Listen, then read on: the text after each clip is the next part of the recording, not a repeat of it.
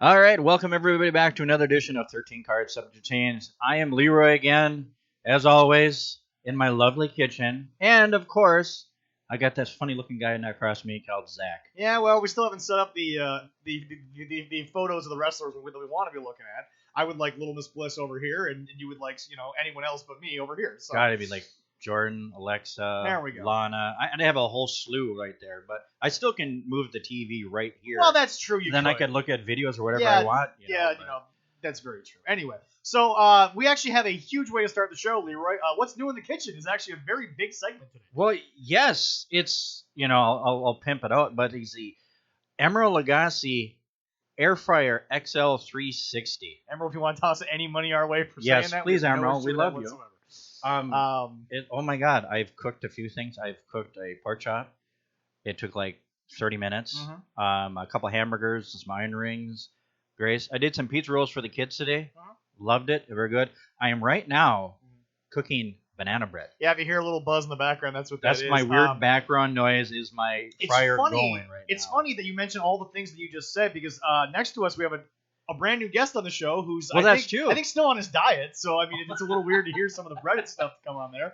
Ladies and gentlemen, my buddy Anthony Stewart is on the show. He'll be referred to as Stewie going forward. How's it going, man? I'm doing fantastic. So anyway, Anthony is another member of the former football team that I used to work with before we started the show. Anthony is actually from the good years of football that we had. This is back before we drove 8 hours to get beat 100-0. But yeah, so you actually played middle linebacker mostly, and then you actually carried the rock a few times, but they gave it to you at fullback. Yeah, I dabbled with carrying the ball at fullback, but linebacker was my true love, and I like hitting people. Yeah, the Packers should call you right now because nobody else likes to hit anybody on that defense. Nobody likes to tackle on that defense, that's for sure. And you love that defense. I mean that's your team. It's just right now they obviously don't have the same mentality of football as you do. So it's tough to watch week in week out, but as long as we keep winning, that's all that matters. Yeah, well there you go. But yeah. I'm in a Viking fan for years. It's always tough to watch. Yeah, it's fair. Anyway, so we have a great show for you guys today. Stewie's here for a couple of really fun topics. It's a loaded show. My God, the amount of things that have happened in wrestling. I think since we actually got you on the show, half our shows happened since I asked you to be on the show last week. I think it was like Monday or Tuesday, and then like most stuff happened on like Wednesday night. But we opened the show with a few things that are going to be a bit tough to talk about. Ladies and gentlemen, this past week we lost a tremendous talent in the history of professional wrestling, not just in the ring but out of the ring. Pat Patterson passed away this past week at the age of 79. December 2nd was actually the official passing date. I believe it was cancer related. He'd been sick for a couple of years now. Yeah, it was. I can't remember what kind of cancer, but it was cancer related. I'm not sure that was ever released, but for those of you who may or may not know, Pat Patterson is the originator of the Royal Rumble. There's the famous story of Vince laughing at it, thinking it wasn't a great idea, and then all of a sudden Pat told it to somebody else who told Vince that's a great idea, and then Vince turned around and said that's a great idea, and I'm sure Vince took some credit for it in the past. But obviously Pat Patterson, as we've learned in the past few years, for those of you who may or may not have been listening, he was very instrumental in the backstage stuff of NXT, all that other kind of stuff. He was an agent in WWE for a while. It's kind of funny.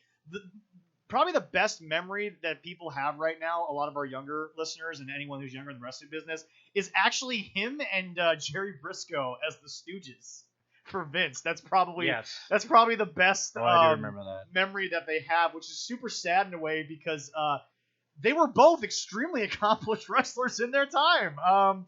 Pat Patterson obviously was the very first Intercontinental Champion ever.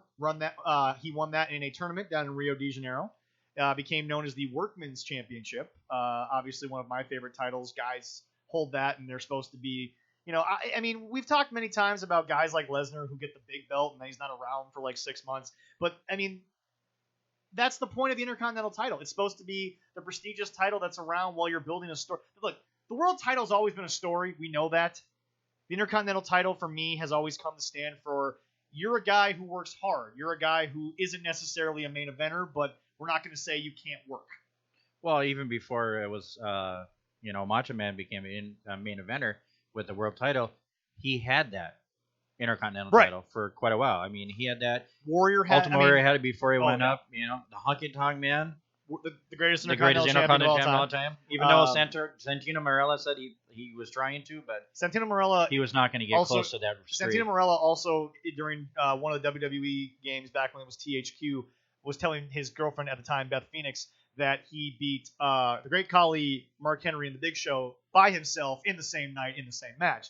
That part was one of the hardest parts to ever get through in the game because it was a lumberjack match. Yeah. The game basically said you're not winning this unless you take one guy and get him out of the ring for a count out for 10 seconds, which I did one time. One time I got that to work, and I think it was Khali, which is obvious. It's tough. Yeah, but anyway, no, Pat Patterson, for those of you who don't know, from Canada, was big in the San Francisco wrestling scene. Yes. Which was obviously a lot of people I don't think know too much about the San Francisco scene. I think the most California exposure we've gotten has been in the last 5 years with obviously the Bucks and Chikara. I could be wrong. I mean, Anthony, obviously, you've been more into it back in like maybe the Attitude Era. That was kind of your thing. But I mean, not a lot of stuff came out of California wrestling. No, not that I can really remember. And you've obviously done formerly the podcast of the Immortals. Yes. So I mean, you've obviously done your homework for a wrestling podcast in the past. But the California scene, not a lot came out of it. But no, Pat Patterson, phenomenal career. Obviously, some people listening will probably ask us to address this, so we'll get there. You've recently gotten into Jim Cornette. Yes.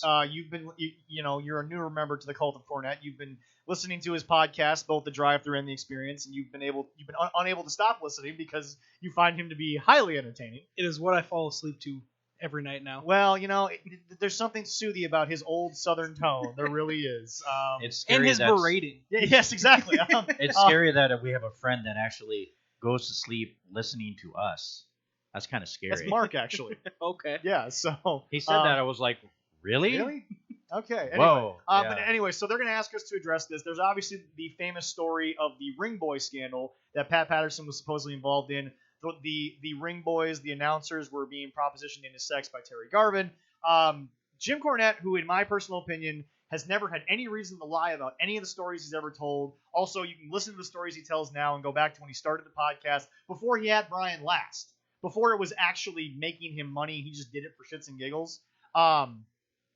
His stories are always consistent, and he's got no reason, no one's paying him in wrestling to not say something. So I believe Jim to be a truthful guy, and he says the only reason why Pat Patterson was involved was because he was the only other gay guy on the roster. So I mean, y'all can if there's one thing we learned about the most recent Speak Out movement thing, unless you're Joey Ryan, who's a piece of human garbage that we're not going to talk about again until hopefully his death. I think one thing that we learned, especially in the Speak Out movement, is you can have a lot of allegations thrown out there, but until we have definitive proof in front of us, I'm not going to damn someone to death, especially someone who's already passed. I'm not going to speak ill of the dead unless I have proof that he did something. And I mean, yeah, guys like Gene in the lounge have obviously come up and said that he kind of looks at it and has. Of course, Gene also still thinks there's some truth to the whole Jim Cornette story about in OVW, and you and I have both sat here and said. Jim talked about it. He said there's no way it happened. Also, I think if Randy Orton and Brock Lesnar were propositioned into sex with Jim's wife, they probably would have said something about it because Brock never needed anything in his life to get paid. Brock Lesnar could get paid by anybody. I just listened. I listened to him, and we'll talk about him and the boys from AEW. Yeah. But I also listened when he talked about somebody asking if Ric Flair actually really had relations with so many women. Mm-hmm. And Jim's like, well, I haven't been that well, but I've done about this much. And he was talking about his extracurricular activities, but I was like, whatever. It's grown adults. No one cares. If they join him in the hot tub, that's fine. By the way, for everyone here listening, I've just looked up. Supposedly reported cause of death was liver failure due to a blood clot. Yep. I pulled that up myself, so too. We got that taken care of. I said, open the gate. So, I mean, look, Pat Patterson, as Jim said, and I've gone back and I found old tapes, he is one of the best workers before there was film. Before you were able to actually send tapes of guys, Pat Patterson could work. And it's just, you go back and you actually watch some of the old footage. I mean, obviously one of the number one most traded matches back when there were videotapes, we're dating ourselves here with that, but it was Patterson versus Sergeant Slaughter in the alley match. Oh, yeah. And I mean, that was an awesome match. Everyone still talks about that match. Phenomenal match. Both guys, obviously love Sergeant Slaughter myself. Slaughter still talks about it. But it's interesting because Pat got moved to commentary, then he was moved backstage. Interesting story. Not only did Pat come up with the Royal Rumble, he's actually come up with a lot of finishes for John Cena, Sami Zayn, all these guys. Chris Jericho said 90% of what I know in wrestling came from Pat Patterson. Obviously, 90% more of the weight that Pat Patterson put on in his career is now on Jericho's ass, but we'll talk about that here in a little bit. Well, just he's been around. I mean, he's big time wrestling. He started there, Pacific Northwest Wrestling, Championship Wrestling in Florida, American Wrestling, AWA up here. He did time in New Japan, of course. And I don't think people realize how big the Florida NWA territory was. Yeah. Rocky Johnson was down there. I mean, the Briscoes obviously were down there when they were in the Carolinas. I mean, the Florida section of the territory days was phenomenal wrestling. Like a lot of really good people came out of that. So anyway, a little tradition here. Go ahead. I was gonna say I always kind of felt bad after he passed because I knew him as the Stooge. Right. And like not a huge wrestling historian, but I knew of him. But that's what if somebody said, "Hey, what do you know of Pat Patterson?" He was one of the Stooges for Vince McMahon. But now it's interesting you bring that up because the way that I view that is, to me, that's a compliment because it was comedy, but it was good. Oh yeah. It was believable. It made sense. It's not like the craziness that we see on TV today. So it's like, I feel like if a guy can also have that much accomplishment in the ring, but also make you think of that, because here's the deal: based on every story that's been told, he was a prankster, jokester, everyone loved him. So I think he would actually probably view that as a compliment because I feel like he just enjoyed the things that he did. Yeah. So I think one of the last things I enjoyed, and if anybody has a network or whatever, and they put it back on there, watch Legend House from 2014. God, that moment. I mean, he was on there. Mean Gene was on there. The very last episode. Fink was on there. Yeah.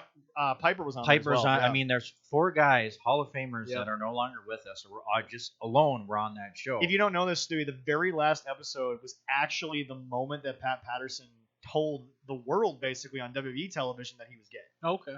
Yeah, in the 70s he came out.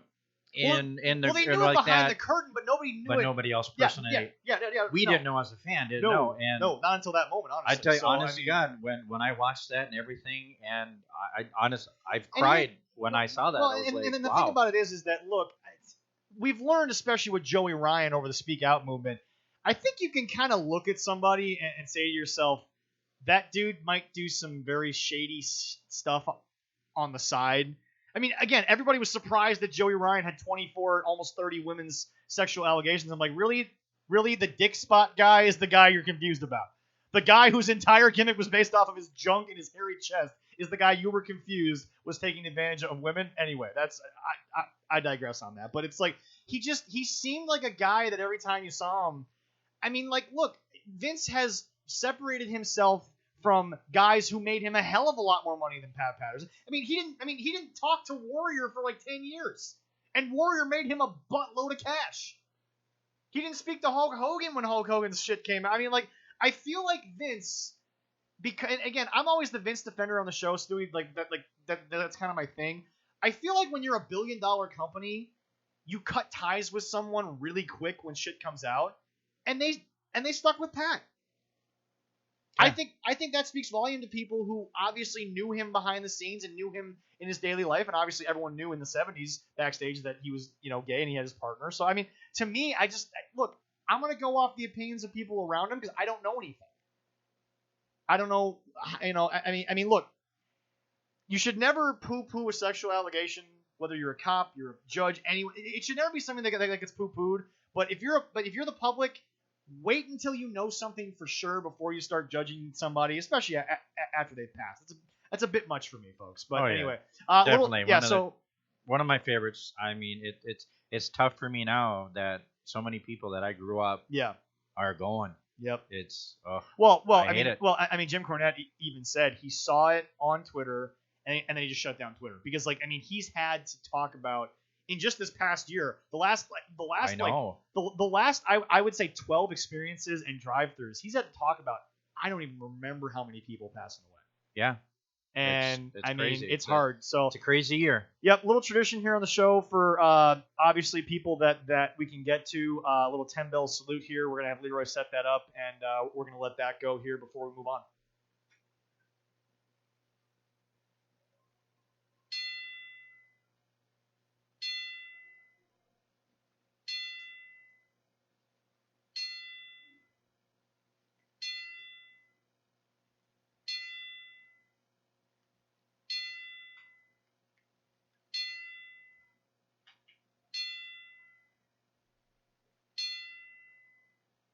Thank you, Pat. All right, so we're going to move on here. Stewie, we brought you on the show here. Obviously, as we pointed out, you're not the most up-to-date on a bunch of the stuff on wrestling. But obviously, if you've known wrestling for 5 minutes any era in the probably last 40 years, you know this name, The Undertaker. Have you seen any clips of his, I guess, farewell tour this past year? I heard Jim talk about it. They had all the Hall of Famers come out and kind of, clap for him. Yeah, but I mean, like in general, have you heard any of his interviews with Stone Cold, the Last Ride documentary? Yeah, for he was sure. on Hot Ones too. Yeah, I have seen some of that. He's kind of coming out of the dead man's shell, if you would. Which is really interesting because, like, I'm gonna be honest with you. What I think we talked about this last week, Leroy, or the week before. We have seen so much of the veil be pulled back, especially since the network has come out. And I think the good wrestling fans can separate the in-ring character from the... Because, like, when Roman beat the crap out of Jey Uso, and his brother comes out and he says his real name on camera, the fans seem to not care. Nobody's tweeting out that why did they use the real... And so it's like, I feel like we've been able to separate a lot of things, and I feel like I've seen this, and I'm like, holy shit, Mark Calloway may be more interesting than The Undertaker. And I'm just sitting here, his whole year of just finally doing interviews, finally talking to people. Obviously, of course, it had to be the COVID year, so we can't actually go on, like, he can't go on the actual talk shows with, like, Jimmy Fallon and all those people, but it's one of those scenarios where... he could. He has to sit on the couch on the other end of the show and be over here. You know what I really want to see? I've seen that. Because I want to see it with Colin Cowherd. I'm serious. Because Colin had Hulk Hogan on, and it was a surprisingly good interview. And I don't know why. That's the guy that I really want to see him get interviewed by. I think that would be that would be. Fuck it, I want to see him on Rogan. Yeah, right. that one would be hilarious. Boy. I would love that segment. But obviously everybody's got memories of Taker. Can you remember like some of your first? Was it Attitude Era for you, or was it pre? So I came up on WCW. Right. I was a huge Billy Kidman fan. Okay. That was the guy that when I was 8-year-old me was rooting for him, It's interesting. We just talked about Billy last week and how underrated of a worker he was fantastic. I mean, just as a kid, that's who I fell in love with and who got me into wrestling. So you were obviously a cruiserweight division kind of. Absolutely. You Rey loved watching Mysterio. Those guys. I loved the Filthy Animals back in WCW. There you go. Even Goldberg said in the rise and fall of WCW, God damn, man, the cruiserweights were fun. Oh, they were awesome. It was so much fun. They were the small guys carrying a big company, and I feel like that's what separated WCW with. Was definitely the cruiserweights. The cruiserweights. 100%. 110%. But obviously, as we chronicled, and we'll chronicle a little later in the show, what killed WCW was not actually the quality of the in-ring talent. It was a lot of the backstage politics and Turner broadcast and everything. But I mean, so okay, you were obviously into the cruiserweights. You're correct. And right around the time that WWE bought WCW, I was still in kayfabe mode, where I thought it was real, like, oh man, I was rooting for WCW to win it. Yeah. I didn't know any better at the time. Yeah. And so after that. So what was the moment like for you when Shane McMahon appeared on Nitro? Oh, I was stoked. I was all in. I was rooting for WCW. Let's go, Shane O'Mac. And then shortly after that, it's kind of after WWE won the Survivor Series match to take over the company. Everybody talks so negatively about that alliance angle, and I always sit there and I say, look, as we'll talk about Sting here a little bit later on the show, you couldn't get him. Right. We knew that. That came out years later. You couldn't get Sting. You couldn't get Luger. You couldn't get Hogan at the time. We all know the big names of WWE. So the Alliance was a lot of guys you didn't expect to be fighting for WCW, ECW pride. Right. Obviously, if you want to look at the ECW side, Rob Van Dam should have been there. Right. But Rob is obviously not the caliber of a Taker, a Kane, a Big Show. Even Jericho at the time was a lot bigger than RVD was. Oh, yeah, he was. Yeah. I think to a mainstream audience. But we give a lot of crap for the Alliance angle. But I go back and I watch it. And whether it's not I'm looking back on it fondly or through rose-colored glasses. By the way, shout out to my boys Puddle of Mud, who got their song featured in that Survivor Series match. Yeah. Saw them live actually when they were in Duluth. Oh yeah. Sound exactly like they used to. That's awesome. Wes is sober. He seemed good. Really nice guy. Totally love Puddle of Mud, and they're still great. But anyway, that angle I don't think was as bad as a lot of people want it to be. Right. But I think the one thing that we have to understand is that you can sit there and you can talk about all of the wrestlers that were involved, and I'm sitting here looking at people like, are you telling me Vince wouldn't want Sting at that point? Are you telling me Vince, when Sting was still at the time like only 40-some years old, are you telling me he didn't want him? The only thing that wouldn't have wanted Sting there is Vince's ego. But here's the deal: Vince thousands of times has set that. He brought Warrior back, and Warrior was one of the most unprofessional dudes backstage. Nobody wanted to work with him, and Vince said, "Screw it, I'll bring him back." Vince has worked with a ton of people whose egos. I mean, he worked with Eric Bischoff for Christ's sake, and Right. Bischoff spent how many years basically tearing his ass apart on Nitro? Well, yeah, he did when he was working for him. Yeah. So anyway, it's interesting that you say you're a WCW guy because it's interesting because when we go back to the Last Ride documentary, one of the biggest reasons Vince has trusted Mark for so many years was because Mark was one of the only guys who didn't jump ship. And he never said it. Even Michaels talked about going to WCW after Hall and Nash went down there. Triple H obviously was in the doghouse because of the curtain call incident, so he didn't have the clout that Shawn did. Yeah. So, he got in a little trouble there. Just a little bit. Yeah. So, I mean... I think it worked out for him. Just a little bit. So, I mean, so when did Taker start to really come on your radar? Was it the invasion angle? No, so circle back after that whole invasion angle and everything, and WWE won the Survivor Series, and it's, well, I still like wrestling. What am I gonna watch? So I turned to WWE. And I started going back and watching some of the old stuff and got into, what was happening during WCW. Right, obviously. When I was watching WCW. So every Monday you turn on Nitro. Oh, absolutely. Yeah. So I went back and I kind of. So you're not one of the people that actually switched your television during the Mick Foley moment, were you? No, I wasn't. You didn't? Okay. No. I didn't do it either, but I flipped back and forth. Well, yeah. Obviously, I mean, only 83 weeks came to an end, obviously, because of that one TV switch. Right. But again, self-inflicted wounds. But anyway, go ahead. Yeah. So I kind of went back and did my research and bought what tapes I could. I had the Rock's. He had like a documentary where he was in character the whole time. Oh yeah, I remember that now. That was. I watched the Hardy Boys like TLC ones, like with the Dudleys, and it chronicled all that, and that's what really got me into the WWE. And then obviously as I got older, YouTube, I could go back and watch whatever I want. But obviously Taker's presence absolutely is always over what was happening. Oh, for sure. I mean, even you could be in a hole in the ground somewhere, I think you know who Undertaker was if you're a wrestling fan. Well, it's interesting because now that we have social media, Twitter, Facebook, all these other kind of things, SportsCenter puts up these things out now of current sports guys and how, because like when the Ric Flair documentary came on, it was the Indianapolis Colts locker room. It was one of the college locker rooms. Everybody was doing the Ric Flair promo from obviously NWA tapings. Oh yeah. And I'm sitting here like, okay, it is a lot more cross-branded than I think people ever understood.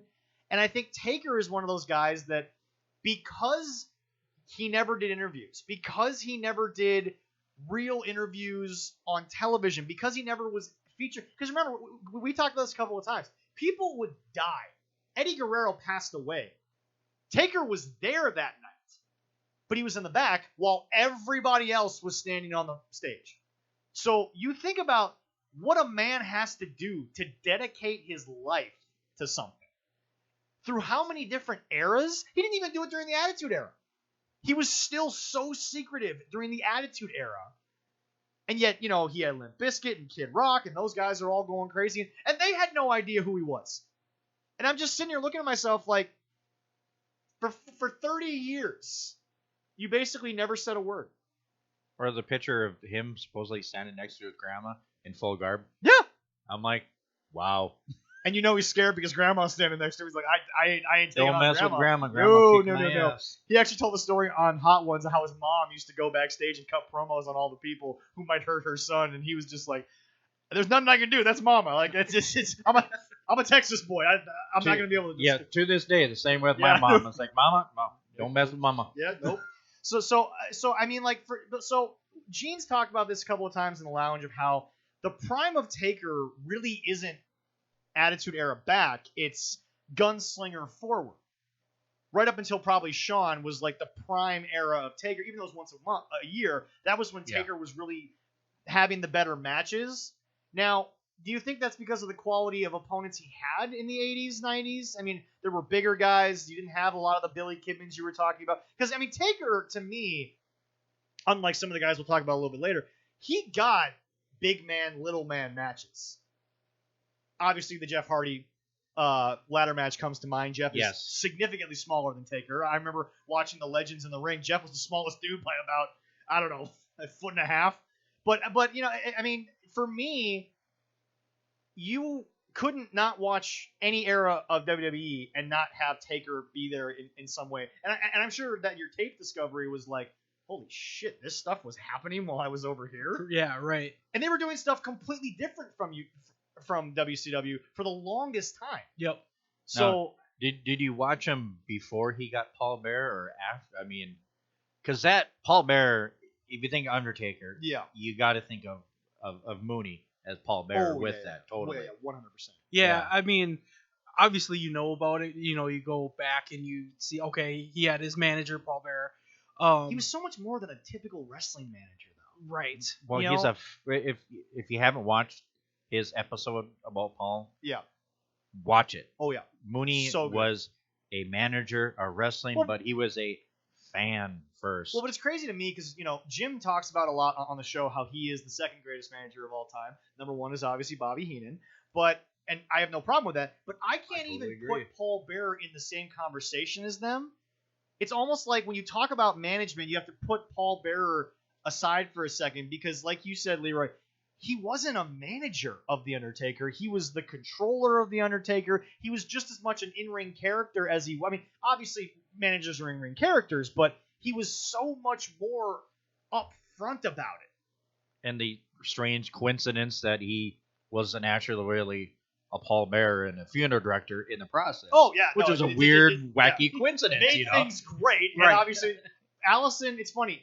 Allison heard the high-pitched squeal of Paul Bearer for the first time during The Undertaker saying goodbye when the thing came down, and her eyes just went wide, like, what was that? And I'm like, okay, hang on, let me pull up some video here. The greatest thing ever. Oh my God, it was so phenomenal. I got chills. I really did. I got chills and I got choked up when I saw it. Oh, I'm sure he did too. I mean, I've always said for Mark, one of the best things that ever happened to him was the lighting because, you couldn't see it. Oh yeah, no, you couldn't see him probably crying through the whole thing. But yeah, no, I mean, I see the Undertaker's longevity and the ability to change eras as part of why WWE overtook WCW in the sense that they got the better player. He was able to adapt. He was able to do this. You and I have talked sports for years. You and I can disagree on talent or this or that, but when you have talent, you have it. And a lot of coaching matters, circumstances matter, injuries matter, but talent will always shine over hard work, depending on the person. Cream always rises to the top. Yeah, no, exactly. Well, I mean, prime example is the NBA. The last team to win on hard work is probably the Pistons. Everyone else, it was superstars. You're not winning an NBA championship unless you have one and a 1A right now. or maybe a 2, a good player. Sorry, Milwaukee, but you're not winning nothing with that roster. But anyway, no, Milwaukee, yeah, why not? I look at Taker and I see a guy that just the longevity can happen in wrestling. I mean, there have been guys who have retired from wrestling for 30 years and had a 5-year run in WCW, and you're like, who were you after WCW? But then you got Taker, who I remember virtually your entire career. And so you went back, you watched the old WWE tapes while you were watching Nitro live. You were watching the old stuff. Was it him specifically, or was it what he was doing? Physically, was it him, or was it just what he was involved in? Because he never really had a bad story. Right. He was always like making it work with what he had. Honestly, what I remember most is probably his work with Kane. Right. That sticks out because I was a huge Kane fan. Even when I was a WCW guy, I just liked what Kane was doing. I liked the look of Kane. Yeah. So that sticks out. The other thing I can say is I was a big video game guy. WCW had shit for video games. Yeah. Unlike the 64. It's really no, it's really weird. Vince seems to always get the better of the business aspect of things. He always look. They've had issues with WWE teaming with 2K, but I still think that if THQ was still around, they'd still be with WWE. Oh, because 100%. THQ had the better version of the video games they were looking for. Yeah, Nothing they definitely against 2K. did. 2K does NBA great. NHL they've done well. Actually, no, sorry. NHL's still under EA. But no, the NBA's had some good 2K games. I think NFL 2K, they have like 1 or 2 in there. It wasn't terrible, but the wrestling aspect, it never seemed to work outside of THQ. That was the only company that I think got wrestling games. Right.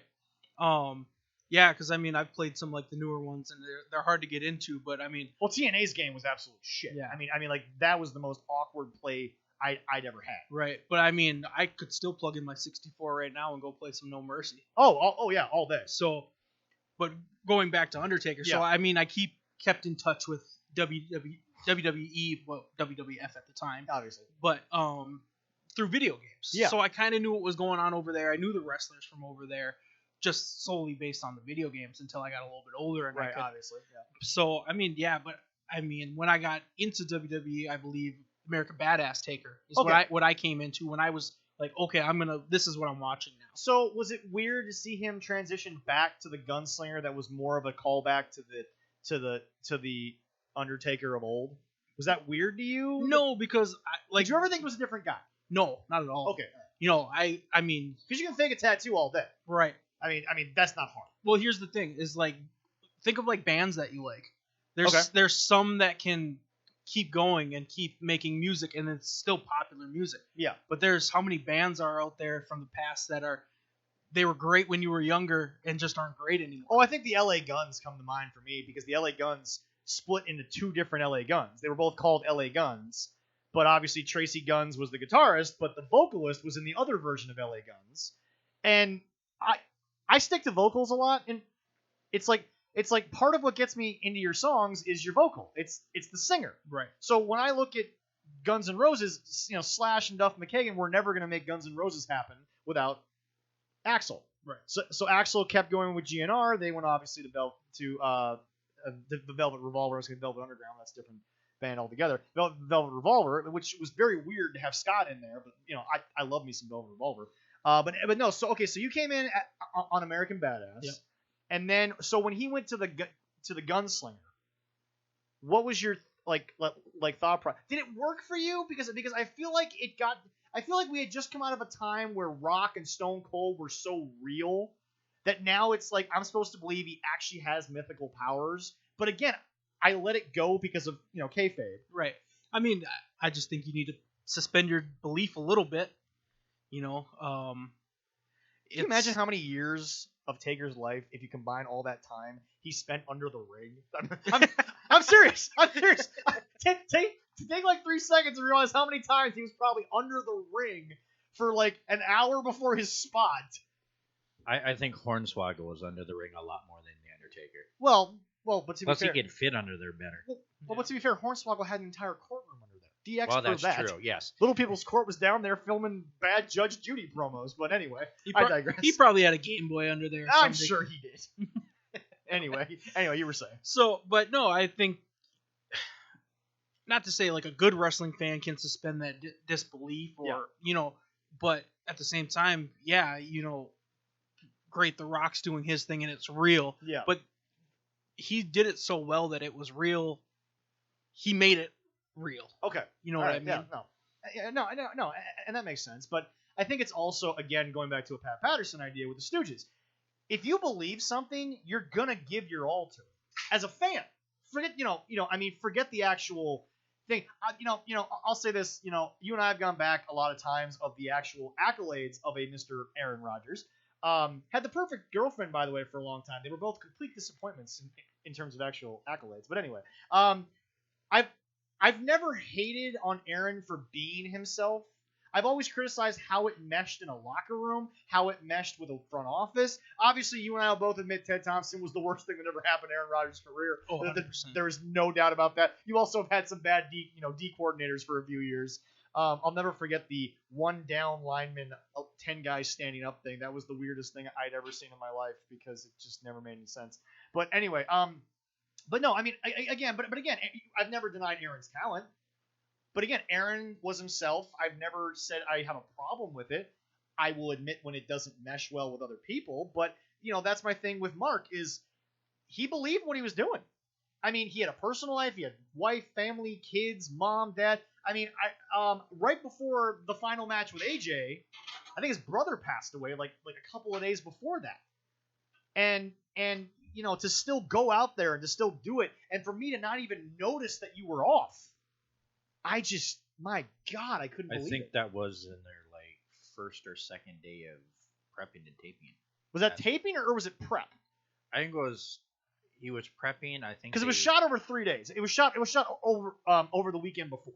I think it was on their first or second day. Really? When they were leaving, going back to the Performance Center. Oh, okay, yeah. Okay, yeah. Yeah, it was his brother. It's oh my God. Yeah, I saw don't know nothing. How they could do that. I watched the match against AJ, and I'm like, you would have thought Taker had just come off maybe the best week of his life. Michelle was healthy the whole time. His daughter was having a good time at school. Like you would have thought that was his life based on what I saw on camera. So obviously to you, the commitment to the craft really. Funny story. You and I went to a Masters of the Craft. I still have that DVD if you ever want to borrow it. You're Absolutely. In it too. Yeah, no, you're definitely in it. You and me during the chair spot when they kicked the Motor City Machine Gun through the chair. That was one of my favorite spots. Oh yeah. Too. Your tattoo comes through great, by the way. It shows perfectly on camera. By the way, Leroy, it's funny. We took over that show. I don't know if the studio remembers, but we basically we made up our own chants. We shit on every referee except for the number one guy. Yeah. I mean, one referee was announced and it was the TV taping was off. They announced the referee and we just booed his ass out of the ring and it was like, okay, this is happening. I guess we're doing this now. But God, was it better than the? I like turtles up at Turtle Bay. I am going to be 100% honest. I'm going to I challenge even the Izod Center the night after WrestleMania, where that show just went off the fucking rail. Yeah. I challenged them. I think we were the most takeover crowd I'd ever seen. Yeah, that was we owned that night. That was a good night. You were never going to convince us that we were not in charge of that show. And even the wrestlers turned around and were like, all right, you know what, we're just going to go with it. The banana bread was successful, I believe. Was it? It's warm. I'm not going to cut it yet. No, yeah, no. Before the end of the show. Okay, all right, perfect. We'll get it cut. We got your banana bread today. So so we always bring baked banana goods. bread. Oh my God. If that's allowed on the diet, I'm not 100% sure. Yeah, it's holiday season. That's fair. Calories don't count then. I got away. Anyway, so I'm always on a holiday season. Right? So anyway, no, but so Leroy, for me, obviously I came in to Taker a little later than Stewie even, because like I said, my first real consistency was actually the World's Greatest Tag Team versus Chavo Guerrero in a handicap match where Eddie came out in the beer helmet and the lawn chair. But going back and watching the old stuff, I saw Taker at Gunslinger. He saw American Badass. You obviously watched Taker debut at Survivor Series. Yeah, I was watching before you guys were a twinkle in your daddy's eye. Well, you know. Yeah, 15 years old. I mean, that's when he debuted. So you were 15 in 1734. All right. Yeah. Fantastic. You'll old fart. Oh, yes. I was a young bastard, not that quite old, when he debuted. Yeah, I mean, I watched everything. Boom, boom, boom. All his progression and everything. Yeah, I love it. I love the stories of when they tried to make him break character. They tried so hard to just get a smile out of him. The Booker T Spinneroonie. Oh God. We'll talk about Booker in a second. So actually, I think this will be a nice little transition. We'll move stuff around here a little bit.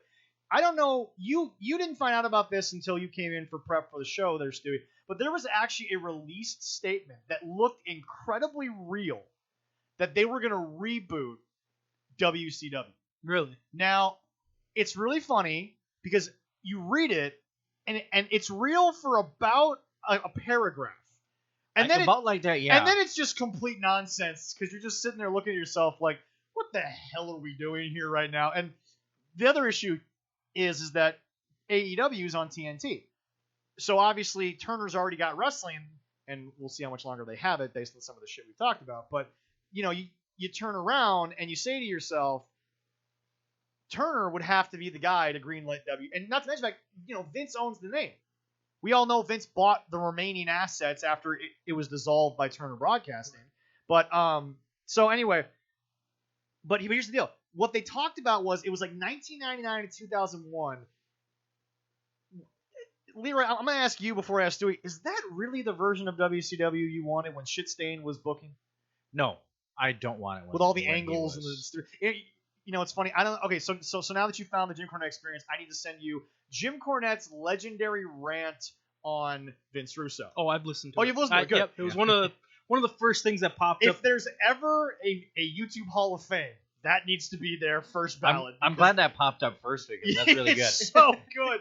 But no, from that rant, he always said the old rumor in TNT was he had midgets, jacking off in the garbage cans. But I just look, if I'm gonna get WCW, can I not get Vince Russo's version of WCW? Because for God's sakes, the big again, we talked about on the show. The three things I remember: a bad warrior, the Viagra on a pole match, and David Arquette being the world champion of WC. David Arquette held Goldie, and yet there are guys in WWE who never got a shot at it. And I'm sitting here looking at myself like, that hurts my soul a little bit. If they're only doing it trying to promote the movie, oh my God. I mean, the movie itself, I was entertained with it, just with everybody that was in it. Yeah. But yeah, they didn't. So now I'll ask you: would you like to see it rebooted? But then again, you're not going to get the WCW that you watched with the guys that obviously made WCW. That's the one thing I'll say about WCW. WWE, I could name 100 guys that I know them from there. WCW and ECW, it's only about 5 guys apiece. For WCW, it's Sting, Flair, Booker, Goldberg, and I don't know. I mean, I don't even want to go with the rest of the NWO. I mean, that's obviously what made them special, but I would say Eric. Honestly, those are the 5 names I remember because obviously the rest of NWO made it big in WWE first. I put them WWE before I put them anywhere else. Right. ECW, you can go Rob Van Dam, Sabu, Rey Mysterio, and Psychosis come to mind for me, and then obviously a bunch of dudes down. Tommy Dreamer. Ray started in WCW, didn't he? Yes, no. Yeah. Actually, Ray's first 3 American matches were against Psychosis in ECW. Oh, okay. So, did not know that. See, yeah. I'd even go back to the good old Hollywood Blondes and Dusty back. I mean, that's the time I even like even. Well, all Dusty the way booked for there. WCW for. If I could get Dusty's booking in WCW, maybe we could talk about the reboot. But again, and again, for those of you who are saying why wasn't AEW just rebooted as WCW? Vince owns the name. Yeah, they would have did that right off the bat if they could have. Exactly. And it's interesting because this story's been told 1,000 times, but for people that don't know it, Sting didn't go to WWE not because Vince didn't want it, but because he didn't have a contract with WCW. He had a contract with Turner Broadcasting, which is probably what a lot of the bigger guys had, which is, because Turner's obviously going to pay more money for these guys than, WCW made enough money to pay for, the cruiserweights and everything, but I'm sure Goldberg was hard to pay for. Goldberg came, had his little run, it was a different story, but I mean, it's just, would you want to see WCW back if it looked like the old days? But obviously you're not going to get those guys. But right, and I think looking back, even just now when you said that, is it more of a nostalgia thing? WCW, what it was for me. So no, I don't think I would. Yeah, I feel like WCW. I don't even want to say it's been minimized by WWE because obviously they've played those angles 1,000. Obviously, when ECW got rebooted, they played the WCW angle up as hard. So Vince doesn't want to necessarily have WCW dead, but I don't think WCW lives on in anything else other than memory and fondness of what it stood for at the time. Because like you said, you were a Nitro guy. You were watching what Nitro was doing. You know, Leroy went back and forth, but obviously you said you were watching a little more of what they were doing in the Federation. No, I was heavy on WCW. Okay, so you were for a long time. I love what they did and Nitro, everything. yeah. Towards the end, I was shifting towards. And WWE. again, people can sit here and say that WWE just started doing what WCW did, but again, we've talked about you can have all the ingredients, but if someone's not going to be able to put it together, it's not going to make any sense. You fancy yourself a bit of a cook there, Anthony. I know I've heard you talk sometimes that you've made some pretty good stuff, but I mean, I'm not going to put you up against one of the world champion barbecue guys. Well, of course not. I feel like you both could put a brisket on a smoker for 16 hours, but yours is not going to come out anywhere near to what his is. Oh, 100%. So, but again, this is Vince winning behind the scenes. We all know what killed WCW. Have you ever read Eric's book, Controversy Creates Cash? No, I should loan it to you. It's actually a really good read, and I actually believe it because I think Eric had nothing to lose by writing. I think Eric had no reason to lie in what it was. But what ended up happening was, you remember probably towards the end there when Jay Leno was on there once or twice. Yep. They wanted to make Clinton jokes on Nitro because this is right around the Monica Lewinsky scandal. But a bunch of people in suits told them no because they had to submit all of their writing to a committee of like 6 people who were in there because WCW was under the Turner Broadcasting banner. There was the Time Warner AOL merger, and now somebody from AOL who's never been in Turner, who doesn't know about WCW, who may not even like wrestling, he now is approving promos on WCW. So now somebody that is from America Online, there's a dated reference if there ever was one, they were telling Ric Flair what he was allowed to say on national television, which it's just like down my spine. It's a little weird to even think about that. So, I mean, it's one of those scenarios where what Vince seems to always survive because he gets people that whether or not they believe in wrestling, they're at least going to understand this is how we're going to make $1 million. And I feel like Eric's book explains, what it was like to work with those guys. I still think, God, if you had not killed Goldberg at 173 the way you did, I still feel like you might have had a better chance. But I mean, yeah, okay, Bill was kind of limited in the ring, but he was just so intense and he hit so hard nobody gave a damn. It wasn't 173. It was 173 no, wasn't it? No. What was the streak? I think it was like 196. I thought it was 173. That sounds like it's yeah. No, but I think one thing with WCW that isn't talked about enough is I think it pushed WWE to be better. Well, obviously, it pushed Vince to get out of the cartoon era of the 80s because again, the golden era of wrestling, you had to create characters because we were new to network television. We were new to this kind of idea. And when you saw guys like, the Goon, when you saw guys like, the Garbage Man, I mean, it made sense for what Vince was trying to create, but obviously, I'll say you guys, because you're obviously on the Nitro side here, Nitro was doing real stuff.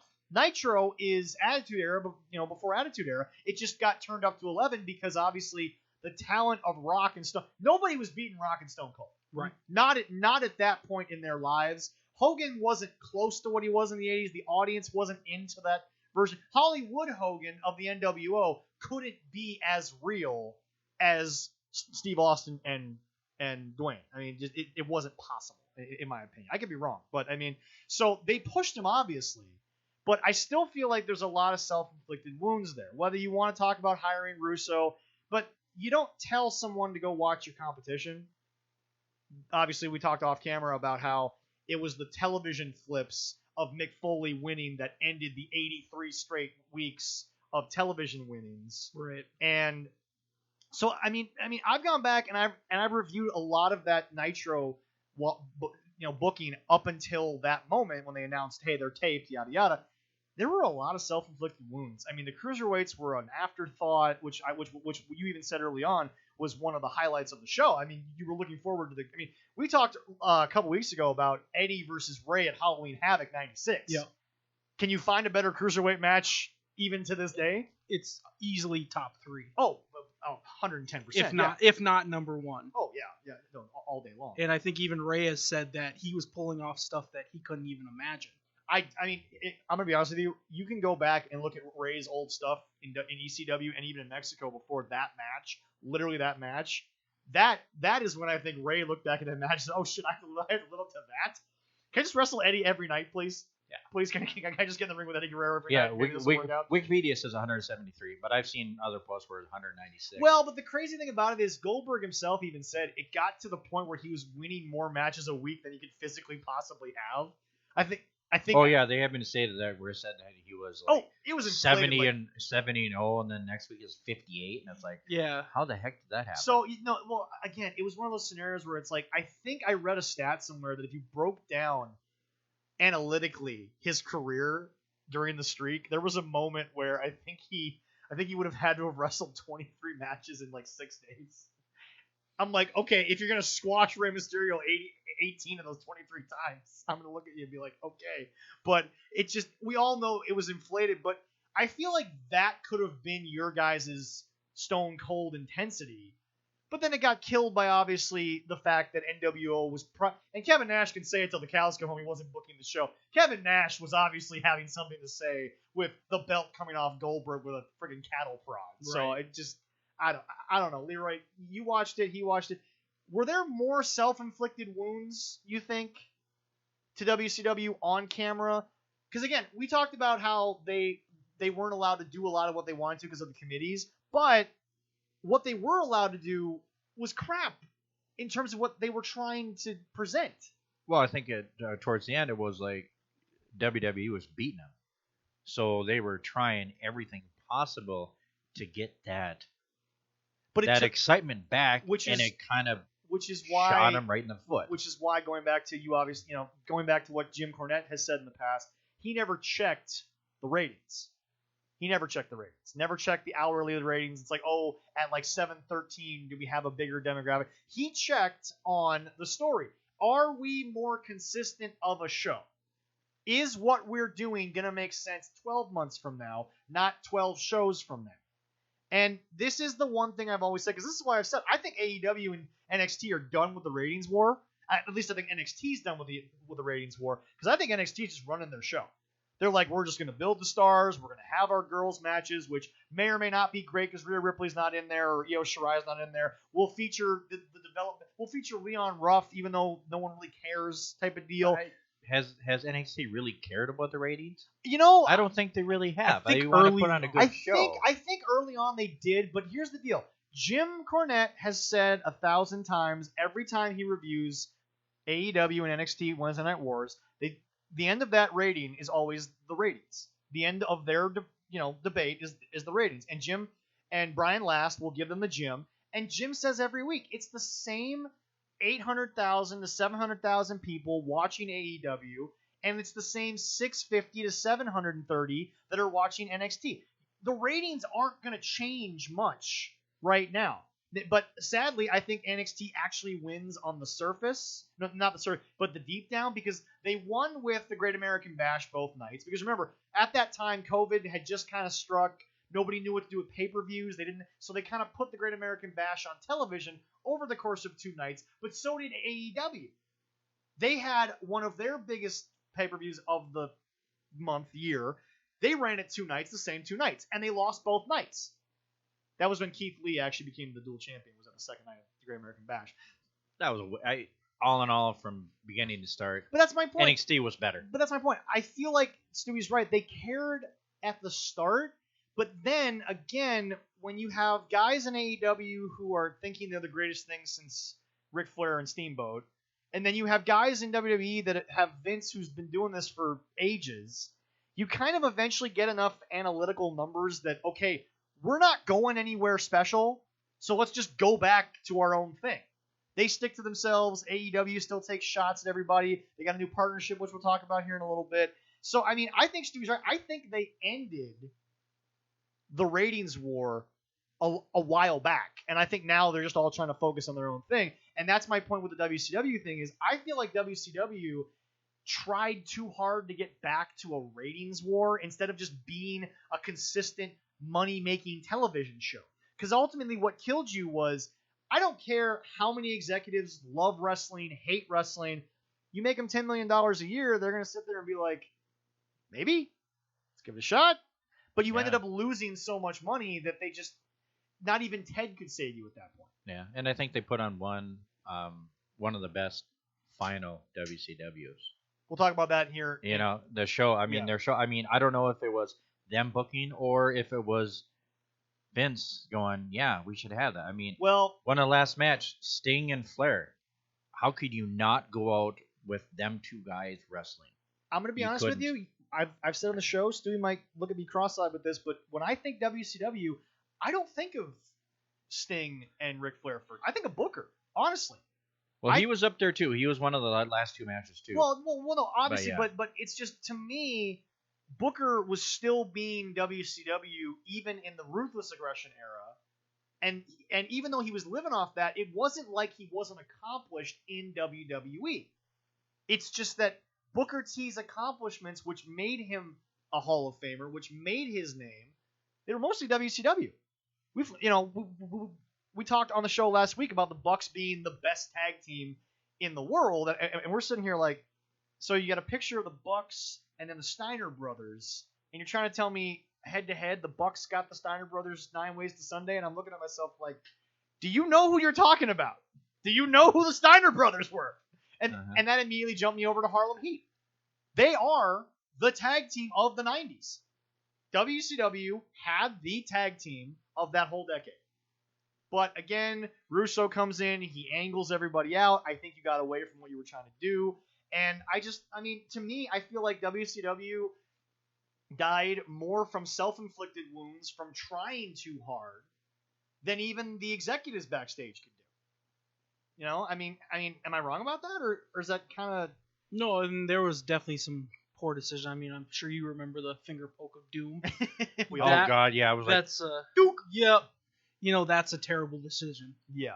I almost think that, call me crazy, I think even if you had booked that as just laid down, that still wouldn't be remembered as horribly as the poke. Right. Well, supposedly, because I saw Vince Russo talking about that too in an interview, that he still talks like those days. He still talks like he's in WCW. It's really weird. But he talked about you want to talk about your glory days as much as you can?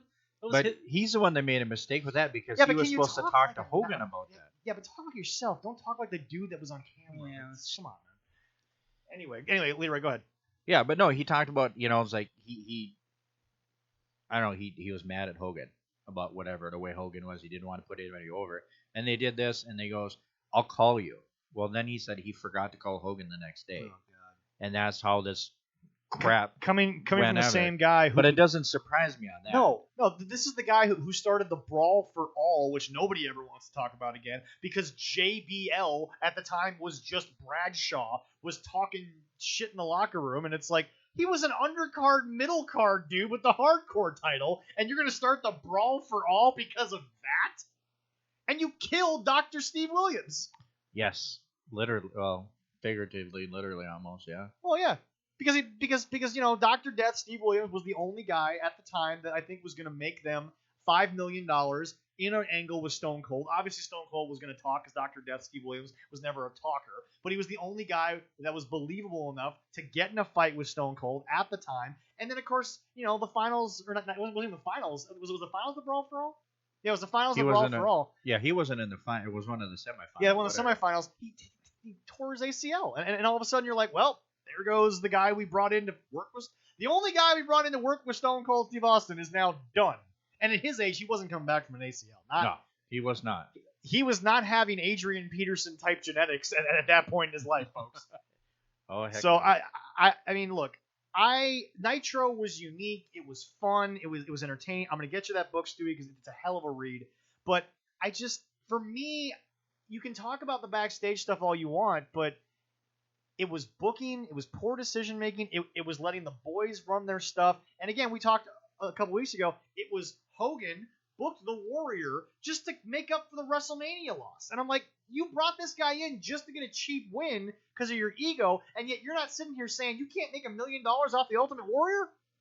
You can make them a couple million. Well, but I mean, if done right. Look, Warrior was unprofessional. Nobody liked him. I get it, but the on-screen character, you couldn't work with that. You brought him in for a cheap victory because you're mad that Vince had you job to him at WrestleMania. Come on, man. Like, egos killed it. I don't care what anyone says. It was on-screen egos made it so that WCW was never going to get back to those 83 weeks. Because here's the deal. I don't care if I'm an executive who runs WCW. I can't argue with 83 straight weeks. I can't argue with the money that was being made. I can't. No, you can't at all. Definitely. In the middle of June, where there is no holiday, there is no special sporting event except for maybe the hockey playoffs and the NBA. Well, sometimes. Well, yeah, but at that point we're in the middle of the playoffs. We're not even in the championship round. You were doing ratings on a Monday night that were, first of all, AEW always boasts about ratings. Y'all can't touch Raw and SmackDown now. Can you imagine trying to touch Nitro and Raw back then? They were doing 3-4 million people. I remember, I go back and I look at those crowds, man. They didn't give a damn about safety regulations or fire. They were packing them in. Yeah. Nitro had amazing crowds. They were sardines pushed together. The 40th row felt like the first row because everybody was just like up against each other. It was crazy. Well, yeah, that ECW and all that, yeah, Well, ECW normally took place in a bingo hall, but that was the idea behind ECW, was that we had a budget that was non-existent, so we're just going to break it. But no, look, WCW, you're dead, you're gone, let's let it live in the infamy that it is, because at this point, I don't think you're going to be able to recapture that magic. And also on the WWE network that you can sit back and watch, and or again, on YouTube. And again, let's talk about that for a second, because we've talked a lot on the show here about reasons why things didn't happen. Can we stop that Vince is keeping some Nitros off because he doesn't want it on there? So, look, Nitro used a lot of music that was copyrighted at the time by somebody who might not now own it. We can't all be Metallica and own everything that we have, so all you gotta do is call up Lars and be like, hey, can we borrow 15 seconds of Enter Sandman and pay you like $3,000? Nowadays, you got to call Sony, who might own it through another. Sony owns 80 different record labels, and one of the record labels that the Sony executive goes, "Oh yeah, I own that." They might own a song that is now on WCW Nitro, and Vince can't play it because he doesn't want to pay Sony $10,000. I don't blame him for that. Copyright issues caused this a lot more than Vince's ego. Although Vince's ego is probably bigger than any amount of money we can talk about. But yeah, anyway, that's so true. Yeah, I agree with that. So I have a quick question. I'm going to toss to you two guys. Are we going to jump into my AEW review, or would you like to go with blind resume? Because we have a blind resume today that I mentioned earlier, and you know the wrestler, but you're a Packer fan, and there's a Packer connection here, and I don't know if it's going to help you or hurt you. But do you guys want to go with this? Just want to jump into it? That's up to you. If you want to do it now, or you can listen to us rant about how much we love AEW. It's entirely God, up I'm to so you. sarcastic. I don't know about if I'm going to get it from what you were saying earlier. Hold on. But remember, that's the football side of things. Okay. The wrestling side might help. Let's go for it. Okay, so. All right. This is a. I failed miserably in all my blind resumes before. Don't worry. Okay. He's done bad. Okay. All right, so. Currently alive. Professional wrestler. He is currently. Let's see if we got here. Okay, he was 6'6", 275 pounds. He was billed out of Chicago, Illinois originally, later billed out of Atlanta, Georgia. His debut was in 1985. Okay, his football career, he was an offensive lineman. He wore number 66. He actually played at Miami. And he originally committed to Penn State, but they wanted to move him to linebacker. So he transferred to Miami. Now, at Miami, he played with Jim Kelly, Jim Burt, and their current coach, Mark Richt. Is he the current coach of the Canes, or is he? I think he is the current coach. Yeah, of I think the he Canes. is. I think so. Yeah. Okay. Yeah. No. No. I apologize. Oh yeah. No. Yeah. He's there right now. Anyway, he was at Georgia before that. I apologize. So anyway, after he left Miami, he actually played in the Canadian Football League. He played in a Grey Cup.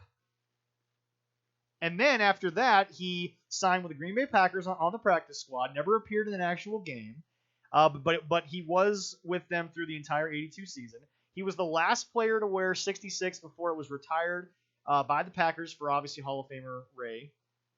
I can't even say the name right now. Nitschke. I apologize. And then he actually finished his career in the United States Football League. There's a bit of a reference for everybody out there.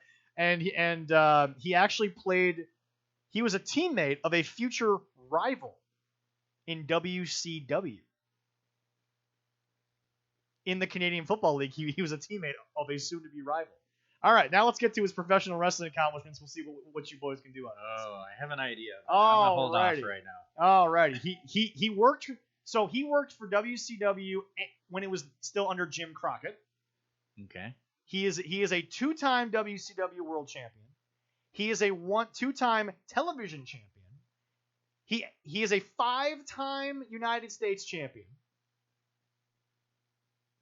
He won the Jim Crockett Senior Memorial Cup with his future tag team partner, who he also held the tag team titles with once. And he was the most popular wrestler of Pro Wrestling Illustrated in 1993. Yeah, so he's not going to give us the tag team partner. Is he the tag team partner? If I give the tag team partner, you know this. Tag team partner, it'll get it. Oh, well, I thought of one. No, I got it. Totally. He won the 1994 Royal Rumble. Oh my God! Do you know it?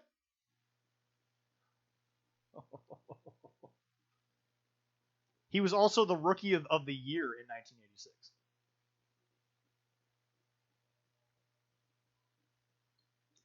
He was in a tag team with Sting.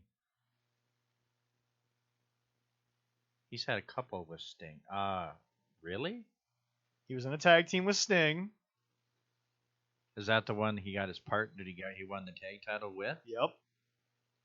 Well, Sting tagged with a couple people. Feud of the year in Pro Wrestling Illustrated between the Four Horsemen, the Road Warriors, and the Superpowers. Are we talking about Luger? We're talking about Lex Luger, yes. Lex Luger, ladies and gentlemen. I'm going to give Leroy his first one. Woohoo! With Lex Luger, yes, ladies and gentlemen. He was the co-winner of the 1994 Royal Rumble with Bret Hart. Remember the year they both hit the floor at the same time? Well, yeah, because when you said the winner and then, with Sting, and I'm like, oh my God, Luger? Because I know he did that the one year. He was the official second WCW Triple Crown winner. Okay. All right. So there you go. There's a little past. It's really interesting to me. I sit here and I read offensive lineman. He did not look like an offensive lineman in his wrestling career. No, definitely not. Now, okay, Baron Corbin. Shout out to Darren's brother, obviously. Yes. Baron Corbin looks like a former offensive lineman. He's obviously skinnier in the shoulder, which I think, Stewie, you played football. You lose that shoulder mass pretty quick unless it's a consistent workout type situation. Yeah, and I mean, you lose a lot if you're not doing something consistently. Well, yeah, but I mean, linemen to have that shoulder really have to, do shoulder workouts a lot more consistently than I would say anybody else on the field. Well, other than maybe the defensive linemen. Obviously. Right. Lineman workouts are kind of the same other than technique, they're kind of the same basic lifting workouts there. But no, I mean, it's interesting to me because I look at Luger and I'm like, you look like Rick Rude. You are super athletic, all this stuff, and you were a lineman. Not that linemen aren't athletic, but it's a different kind of athleticism. It's usually athleticism moving people versus being able to move yourself. Right. And obviously Luger is famously known as showing up on Nitro at the Mall of America. Think about the moments that have happened in Minneapolis for wrestling history there, folks. You got to think probably during that time, if you look at it, they didn't make linemen how they make them now, though, at the same time. No.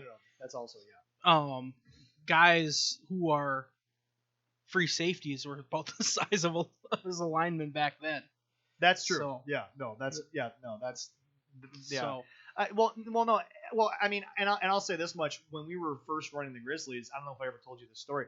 The hardest thing for us every year for those first 4 years before you guys came in, we couldn't find linemen. Yeah. Could not find a big enough dude that was willing. And sadly, the big guys we had, they all wanted to be D-line. They wanted to be tight end. I mean, it's like it is hard to find guys who have that lineman mentality. Yeah, and hell, honestly, we converted Billy, who had to gain like 100 pounds just to play the position.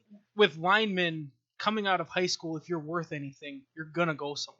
If you're big enough in, it's the only position that I think small school you can make it to the NFL. Oh, absolutely, very easily. Yeah, exactly. You know, that's one thing is you can't teach size. True. So if you have it, a coach is gonna see it and take you somewhere. Well, the Vikings tried to get that guy out of Norway a few years back. Right. And he had 6'9", 400 pounds, but obviously, you know, when you're trying to compete, technique eventually has to come up very quickly, and it all depends on. And again, Minnesota's obviously never been on the championship level of Green Bay. Where, I'm never going to dispute that, but they've always been on a level where they're trying to compete quicker than most. They don't have 5 years to give a guy a roster spot to sit there and be like, hey, we'll give you 5 years to develop. I mean, they don't have that kind of time. Right. I think most NFL teams don't. Well, Cleveland had that for about 20 years, but now all of a sudden they find themselves to be 8-3, and it's like, we know what we're doing. No, you don't. Anyway, that's for another day. All right. So, Leroy, the time has come. I'm going to take a big swig of water. Ladies and gentlemen, I apologize for anyone who is a Game of Thrones fan, but winter is coming, is now here. We also have banana bread. And banana bread is here. Banana bread is here. But winter is coming. First of all, I want to point something out, ladies and gentlemen. Winter is Coming was a one-night event put on by Spot Monkey Wrestling. It was 40 degrees in Jacksonville, Florida, and everyone's like, I don't know how these guys are going to make it work, and I'm sitting up here looking at my thermometer like, 28, I'm out here in shorts. That's cute, boys. I gotta take this hat off. It's getting too exactly. hot. It's getting a little warm there, folks. They're not from like Minnesota. Can I also point out something? The main event was between a guy from Cincinnati, Ohio, and a guy from Manitoba. You don't think they know what cold is, people? Like, don't give me this crap. They don't know cold until they come up here. Okay.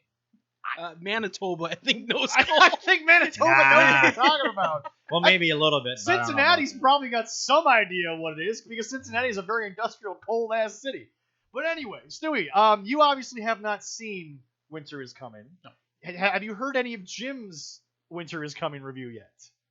I'm trying to think back. I'm sure he mentioned it. He would have just done it. I mean, like in the last couple of days, they would have posted that episode. Maybe I haven't heard that. Okay, one. so go back to Jim after you hear me. Anyway, Leroy, was this one of those scenarios where you actually had watched it yet? Yes, I did watch it. You poor soul. Anyway. I know. It was agonizing. So, we're going to start. So, we like to call the Spot Monkey segment a shit sandwich. I like to put a compliment on there, then I like to shit on it in the middle, and then I like to end with a compliment. Just to try to be nice, because if they ever want to hire me for anything, I don't want them to necessarily think that I just shat on them. Can we actually do that with this one? I wasn't too terribly sure if we could. Well, okay. First of all, Leroy, what was the very first match that we started the night with? The Battle Royal for the AEW Dynamite Diamond Ring. So the ring is reportedly valued at about $50,000. No one has done shit with this thing since they first got it.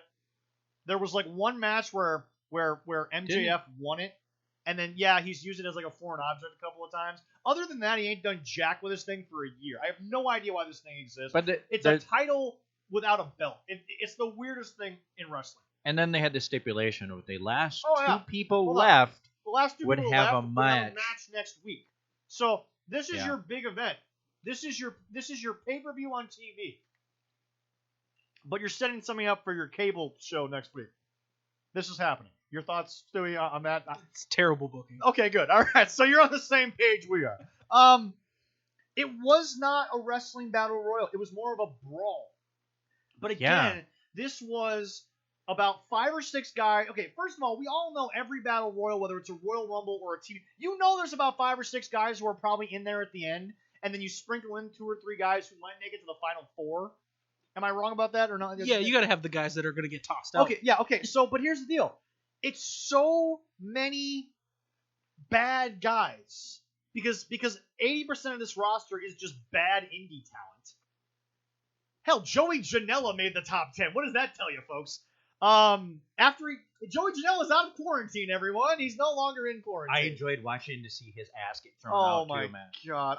I don't know if you know, but Joey Janela went into quarantine because he and a bunch of these AEW freaks went up to a show in Indiana where the most famous thing to come out of that is one of the stars of AEW, who has not been shown on TV since this happened. He got forced to suck a rubber dong. I did hear about this. Okay, yes. okay. Yeah. I apologize. A big silver platter in the middle of the yeah. frickin' ring. So Lord. anyway, I'm not sure if we're gonna get demonetized for me saying rubber dong, but I'm pretty sure I'm allowed to say that on YouTube at least. But anyway, Joey's out of quarantine, but the skinny ass midget guy who sucked the dong is not in this match. I wonder why he's not on national I wonder why you're not on national television there. Well, because you suck, and then yeah. literally and figuratively. But anyway, here's my opening compliment. This is not like the original Battle Royal that we saw in AEW, which was just a shit show. Was that the one with the big poker chip? Yeah. Okay. That was the one where the opening match you had the legless guy. And I'm supposed to believe Jim Cornette said it himself. I'm supposed to believe that the legless guy has a chance to become the world champion.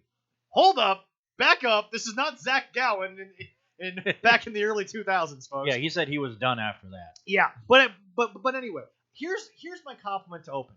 This Battle Royal wasn't just a bunch of guys going into business for themselves. It wasn't just here's my shit versus your shit. They actually took the stories that they're building on Dynamite and they continued them. They created rivalries. Guys got angry. Matt Hardy, instead of being friends with Private Party, seemed to be against Private Party, having a weird attitude. So they're kind of moving. Of course, after that final deletion debacle, I don't know how you can.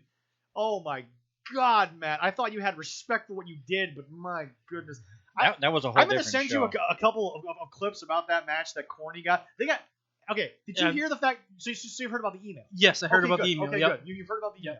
Anyway, so Matt's in there doing his thing. Private Party's got stuff going on. You've got all these different things going. Jungle Boy looks like he's supposed to. Okay? We've always said Jungle Boy Jack Perry, his father's famous. Why would you not make him a top guy immediately just because the name alone is going to get some views from like old 90210 fans type of deal? I don't know why he's not bigger. I don't understand it. They lumped him in with Luchasaurus, who is a bad big man. We've talked about this. He's a really bad big man. He is the really shitty version of what Damian Priest is in NXT. I actually have a compliment for that Battle Royal too. Okay, go ahead. We have 2? Oh my God. Yeah, it's because you were talking about it. Are we going to have to cancel the shit sandwich segment because we got 2 in there? No. Okay, all right. No, because I'm making my own. Okay, good. Okay. But they actually, Miro, they... Oh, God, Miro was terrible. I'm sorry. Well, no. I compliment for that is because they're always saying he's a strong man. Well, they were actually doing that with him. It actually took a lot. Miro is formerly Alexander Rusev. Yeah. Yes, okay. But it took a couple guys to get him out. So being the tough guy and stuff like that, I thought was a nice thing that they actually did. The really bad part is, and Stewie's seen this 1,000 times, the Hulk up moment when a guy's getting beaten down by like 3-4 guys. Big Show's probably one of the most famous for it because obviously 20 guys beat up Big Show and he just moves his arm and guys throw themselves. It took way too long. Miro is just getting beaten down, and Jim even said it. You can see some of the guys being like, "Are you gonna Hulk up? It's like Miro is a bad example of WWE creative in the sense that I think they dropped the ball on him. I'm not gonna say that it's all his fault, but he has left, and my God, he has no idea how he got over in the first place. He is a joke from the start right now. And it's painful. But I did like how they were trying to do that. Yeah, I mean, it wasn't perfect, but I thought it was good. But it's the same guy who debuted with a Minnie Mouse t-shirt. She loves attention. Over a video game. Yeah. This is what Miro debuted on. And now I'm supposed to take him seriously? It's been like 2 months. So when I was on the other podcast, way back in the day when he was in WWE still, had long hair. Yeah. The two other co-hosts, they loved him, and I came to the conclusion that it was only a matter of time before he's a joke, and whether it be self-inflicted or I always at the time, what was your assessment? At the time, I thought he was going to be the guy that they tried to push to be this terror that nobody could stop. Yeah. And then I figured after that was done, he would be in the middle of a ring with a Santa hat on, dancing. So you saw no ability to develop. Like we talked about Taker earlier, there was always the ability to have a different character, right? Even the same name, but right. So you never saw Rusev getting over unless he was the Russian, right? Okay. Yeah, and I never saw him evolving in his character or anything like that. What were the traits back then that you saw that just kind of was it actual in-ring work? Because I feel like he was able to work in-ring marginally okay for a guy with no prior training. Yeah, I always thought he was a decent worker, but his the it, like The Rock has the it thing, and Stone Cold had the it thing. Yeah. Just that But you didn't even see a guy that could live on the mid-card. No. I thought he was going to be a comedy piece. Okay. After they pushed him. Well, okay.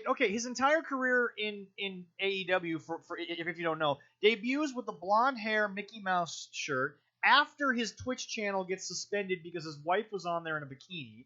Twitch doesn't play when it comes to that kind of stuff. Twitch will knock you off for the smallest things. Twitch is very specific on what you're allowed to do and what you can't do. Yeah, they are. But anyway, he said he was going to take wrestling off for a while. Now he debuts. He debuts with Kip Sabian and Penelope Ford. Is that her name? Penelope Ford? I can't remember it. Anyway, she's one of the most useless people on the roster. Anyway, he didn't know the guy. They said they met on Twitch. So now he debuts as the best man at Kip and Penelope's wedding. That's how he debuts. Which they haven't had. This is 2 months ago. They haven't had it. And then the Best Friends, that's an actual tag team, they're having a match with another tag team while Kip is playing a video game in the crowd. And they love to hug each other too. Yeah, they do. It's a real thing. And they like to put a little OJ in there while they do it. But anyway, so here's the deal. The Best Friends get thrown through the video game, which has a name, by the way. I forget the name because I don't care. It had a name, and now Miro and Kip Sabian are in a blood feud with the Best Friends over a destroyed video game that I'm pretty sure Kip Sabian has the money to replace. But that's the basis for... Anyway, I'll get back to this because I have to. Anyway, so they built Jungle Boy. I liked it. It was good. I thought Miro's thing was good up until it took 4 guys basically saying, you finally want to hit us or whatever it was to move on. Yeah. It ended well because it ended with, originally it was heel because Wardlow, who is the heavy for MJF, supposedly was the last guy, but Wardlow finds out Orange Cassidy hasn't been eliminated. So they go get him. There's a bunch of shit. There's some weird things with the ring. Finally, Orange Cassidy, Superman punches 4 different people. 4 different punches on 2 people. Finally gets Wardlow out of the ring. Then the Best Friends come in and hug Orange Cassidy because he won. He didn't win the ring, but he won the chance at the ring. Anyway, so at least it ended with a face versus a heel. Very rarely does that happen in this company. And they added a new twist in with the Inner Circle. They did. With the MJF eliminated Sammy Guevara from the Inner Circle, which he's now in after the dance routine with Chris Jericho. It wasn't intent. We're not going to talk about it. I never want to talk about that segment again. Have you watched that? I haven't watched it. Heard Cornette talk about it. Oh my God! Don't watch. Just please no, don't wait a watch. minute. Watch it once, and then watch something else so that gets burnt out of your memory. Here's how I describe it. Oh my God!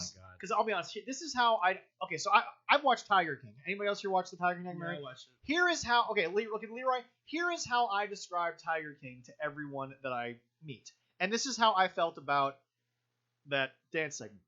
I don't feel any better for having watched it, but I don't feel like my life is bad for having seen it.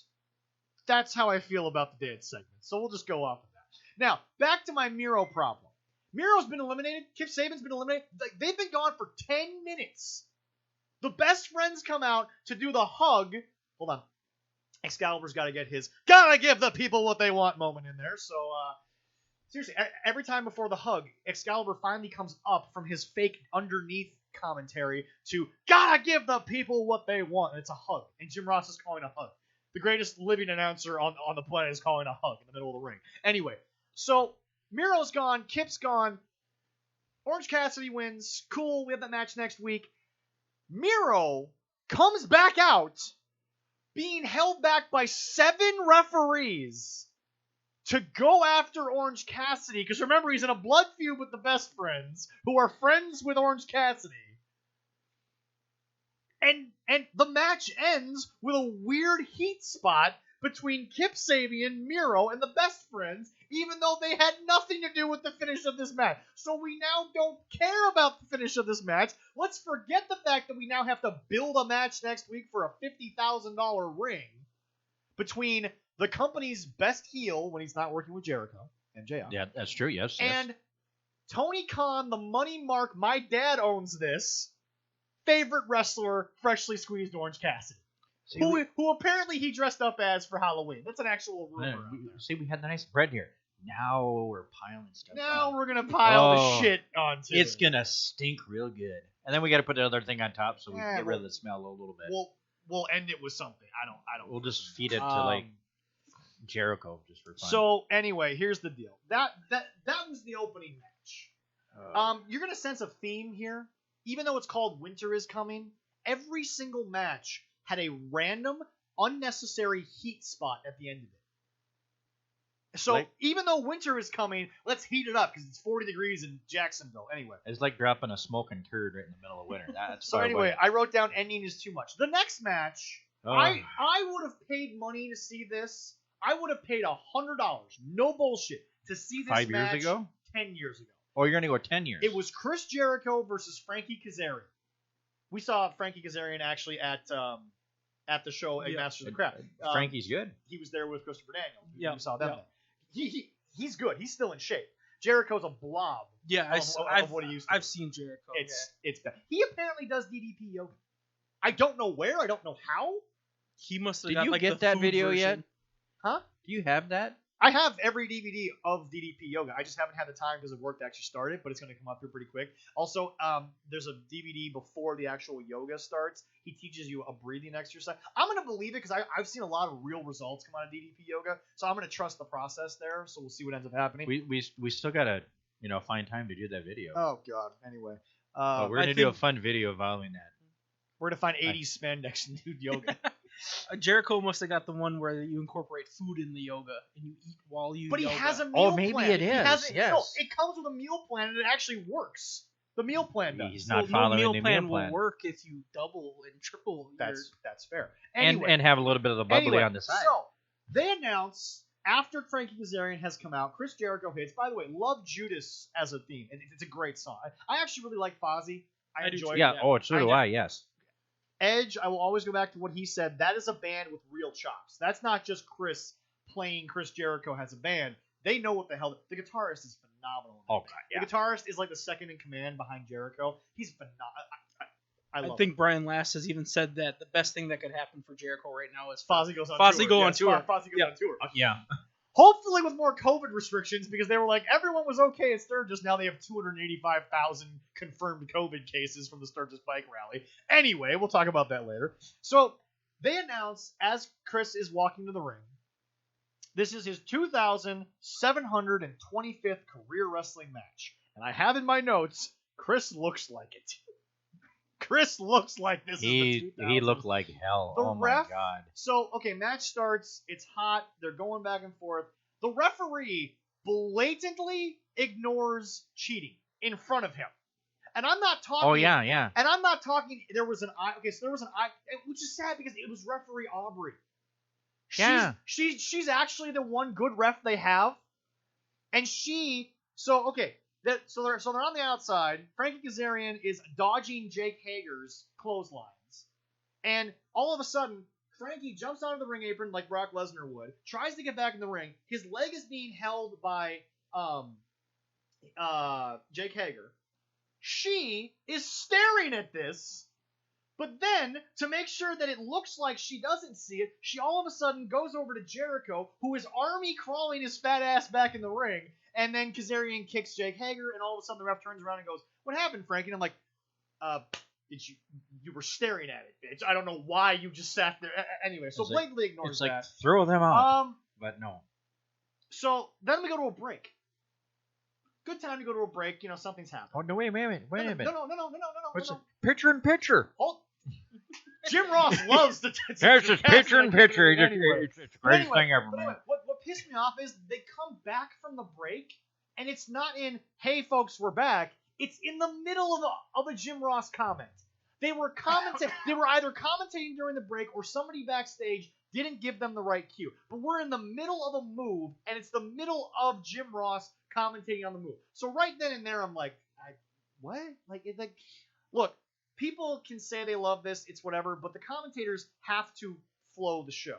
It has to make sense. I'm sorry, it does. It takes me out when the commentators are just acting like they were on TV the entire 20 minutes. Like, it bothers me. Sorry to all the kids out there. The Lion Saw by Jericho looked like Mufasa falling off the cliff down to the bottom there. I'm sorry, it was bad. Okay? That was a lion flop. Pretty much at this point. So then the Inner Circle guys come out because it's Jake Hager and I think it was Ortiz. Santana's been off TV for a while. It was Ortiz. Yeah, it was Ortiz. Ortiz is on the ring apron. The referee's ignoring this. So, okay, guy gets on the ring apron, referee's supposed to go over there, cheating happens. No. We're going to keep Chris Jericho in a version of the Walls of Jericho on the other side of the ring. Referee's only concentrating on Jericho. Meanwhile, there's a dude on the ring apron with a loaded sock about to hit Frankie Kazarian. Let's focus on the guy who's trying to tap out. That's when Jericho is supposed to slip out of there, is when the ref gets distracted by the guy on the apron. Nope, totally ignores the guy. But then she now cares after 5 more people have shown up at ringside to get in a brawl. This is what finally gets her attention. Not the 2 dudes who have been here from the start of the intro, but we have 7 people are now at ringside, and now she cares about outside interference. That's why she notices, because there's more than 2. But she gets buried. Yeah, I know. The referees on AEW just get buried because nobody has any idea what they're doing. And this is Jericho.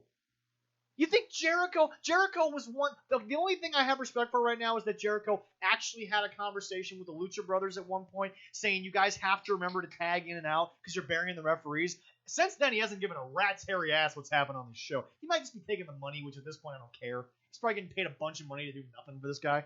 But anyway, MJF, he made something out of nothing. And here's why. MJF came out to throw in the towel for Chris Jericho. He doesn't. Because Sammy Guevara, the other guy from the Inner Circle, rips the towel out of his hand. Jericho's out of the Walls of Jericho, because finally the referee saw the guy on the apron after freaking 3.5 minutes in the Walls of Jericho. And then Jericho stands up and sees Sammy Guevara has the white towel. So something's brewing here. Jericho wins. Everyone should be happy. But now Sammy and MJF are pushing and shoving, and they're mad at each other. And so MJF's trying to get some heat.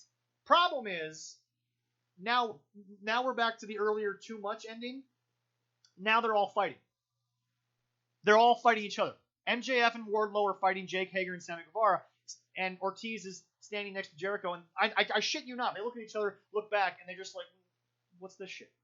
So anyway, Jericho gets a mic and says, enough of this. Next week there's an ultimatum. Either we all work together or the Inner Circle breaks up forever.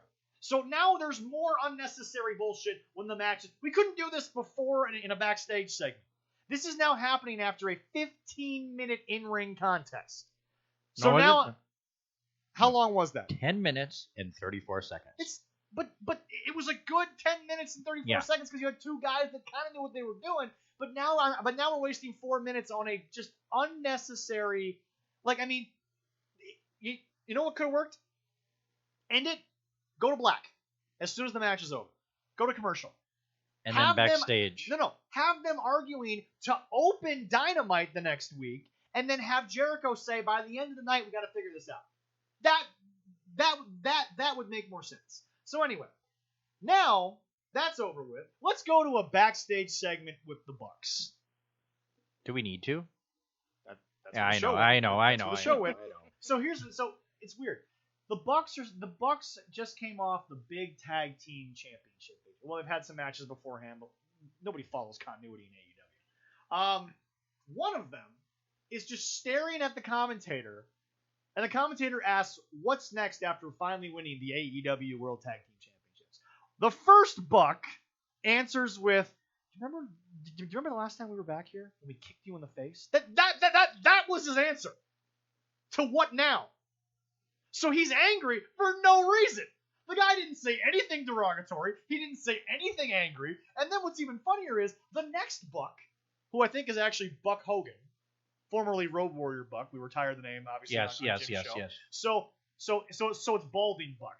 All right, for those. Jim has better hair than him. Exactly. Right. Anyway, he actually answers the question that was just asked. We ignore the fact that you just talked about beating up the commentator. And who cares? And then, out of nowhere, it could have been Top Flight. It could have been the Hybrid 2, because they're the ones they have to face next week for the titles. No, it's two dudes who come out looking... they're apparently named the Acclaimed. I'm supposed to know who these guys are? You didn't know either? Have they been on Dark? I have no idea who they are. They will continue shows on national television with storylines from the YouTube show Dark. So you're supposed to watch the YouTube show Dark on Tuesday night to be able to follow what's happening on the national televised primetime show on Wednesday. That's how this runs. I'm not kidding. Because remember, Cody's wife was an evil heel, even though he was the top babyface, and then she went to therapy on Dark, and then the next week she was the happy-go-lucky, supportive wife at ringside. I'm like, what are we doing?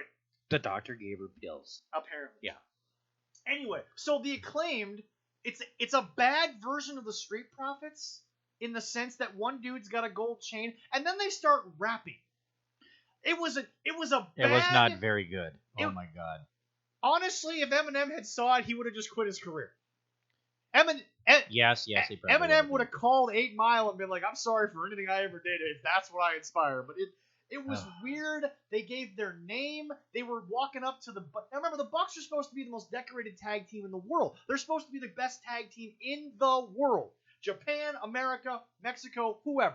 And these two dudes who we've, by the way, never seen them on Dynamite. They've never been on national television in the 1+ year the show's existed. But they come up and they start talking shit to the best tag team, who were also the on-screen and in real life executive vice presidents. It couldn't have been our boys Top Flight, who have had the only 2 good matches with the Bucks I've seen in a year.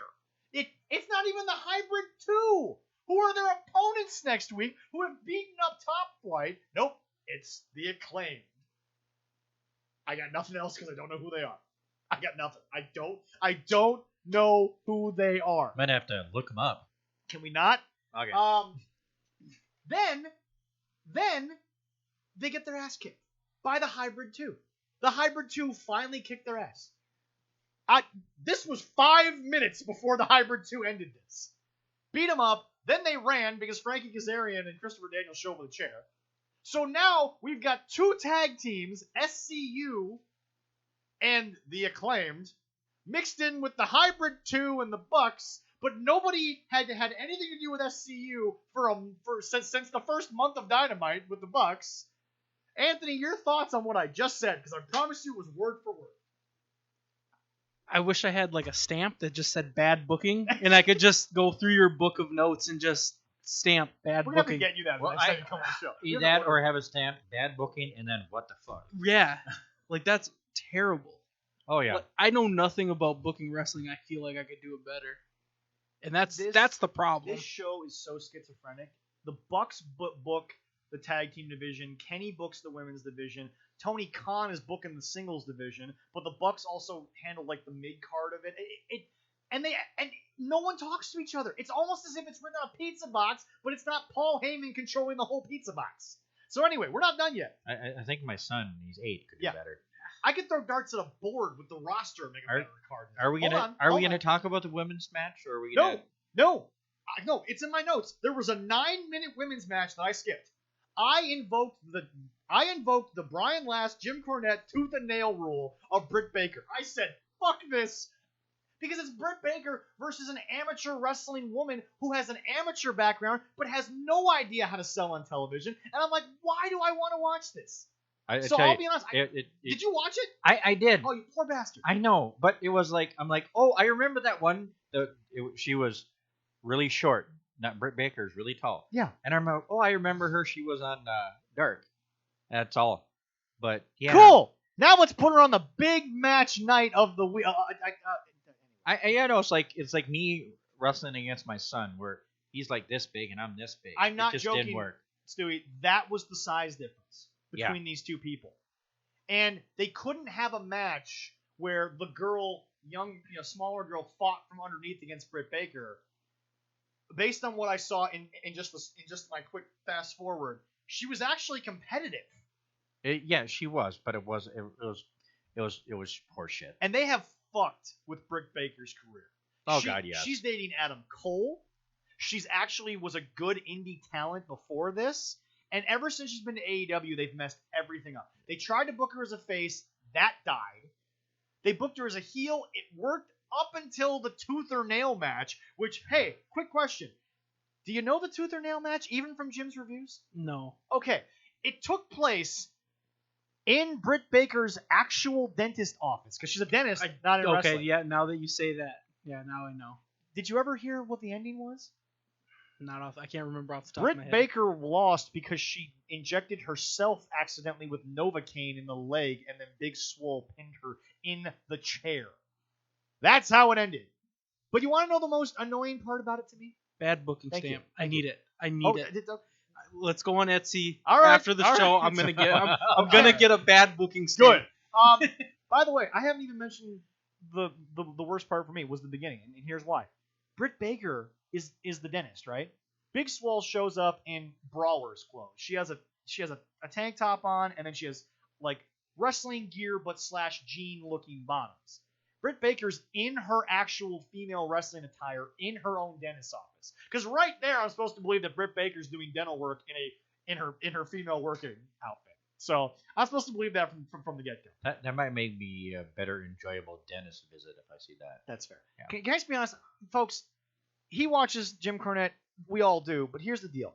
There's a difference between making me believe something like we talked about earlier with Nitro and Taker, and then something that just I look at and I'm like, there's no effing reason why this would ever occur. And that takes me out of it. Some people might like that. I don't. Our opinion on this show is make me believe it. Don't piss on me for 2 hours here. You want that snap. When you said getting that bad book, I got to figure out the soundboard and actually have a button that I can hit to say bad booking every time. Let's just get a voice of Stewie saying it. We can do that. We'll just sample the voice. You can rip my voice and that's bad. So anyway, we don't have to worry about copywriting if we do it ourselves. So anyway, yes. Now instead of seeing the world's greatest tag team, the Bucks, we get a tag team match between Darby Allin, Cody Rhodes with Arn Anderson. Yes. Versus Taz's team Taz, but it's Powerhouse Hobbs, formerly Will Hobbs, who, by the way, Will Hobbs spent 3 weeks on national television saving Cody, and then 1 week he just hits Cody with a belt. Out of nowhere, they just turned him heel. After they tell the story that Will Hobbs survived because his brother shielded him from gunshots. Real story.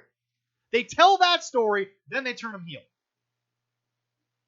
Because, once again, excrement Excalibur has no idea how to commentate national television because all he ever did was over-commentate pro wrestling guerrilla tapes in his basement. He doesn't understand how you do a live broadcast. Which is weird because he's got Tony Schiavone and Jim Ross next to him.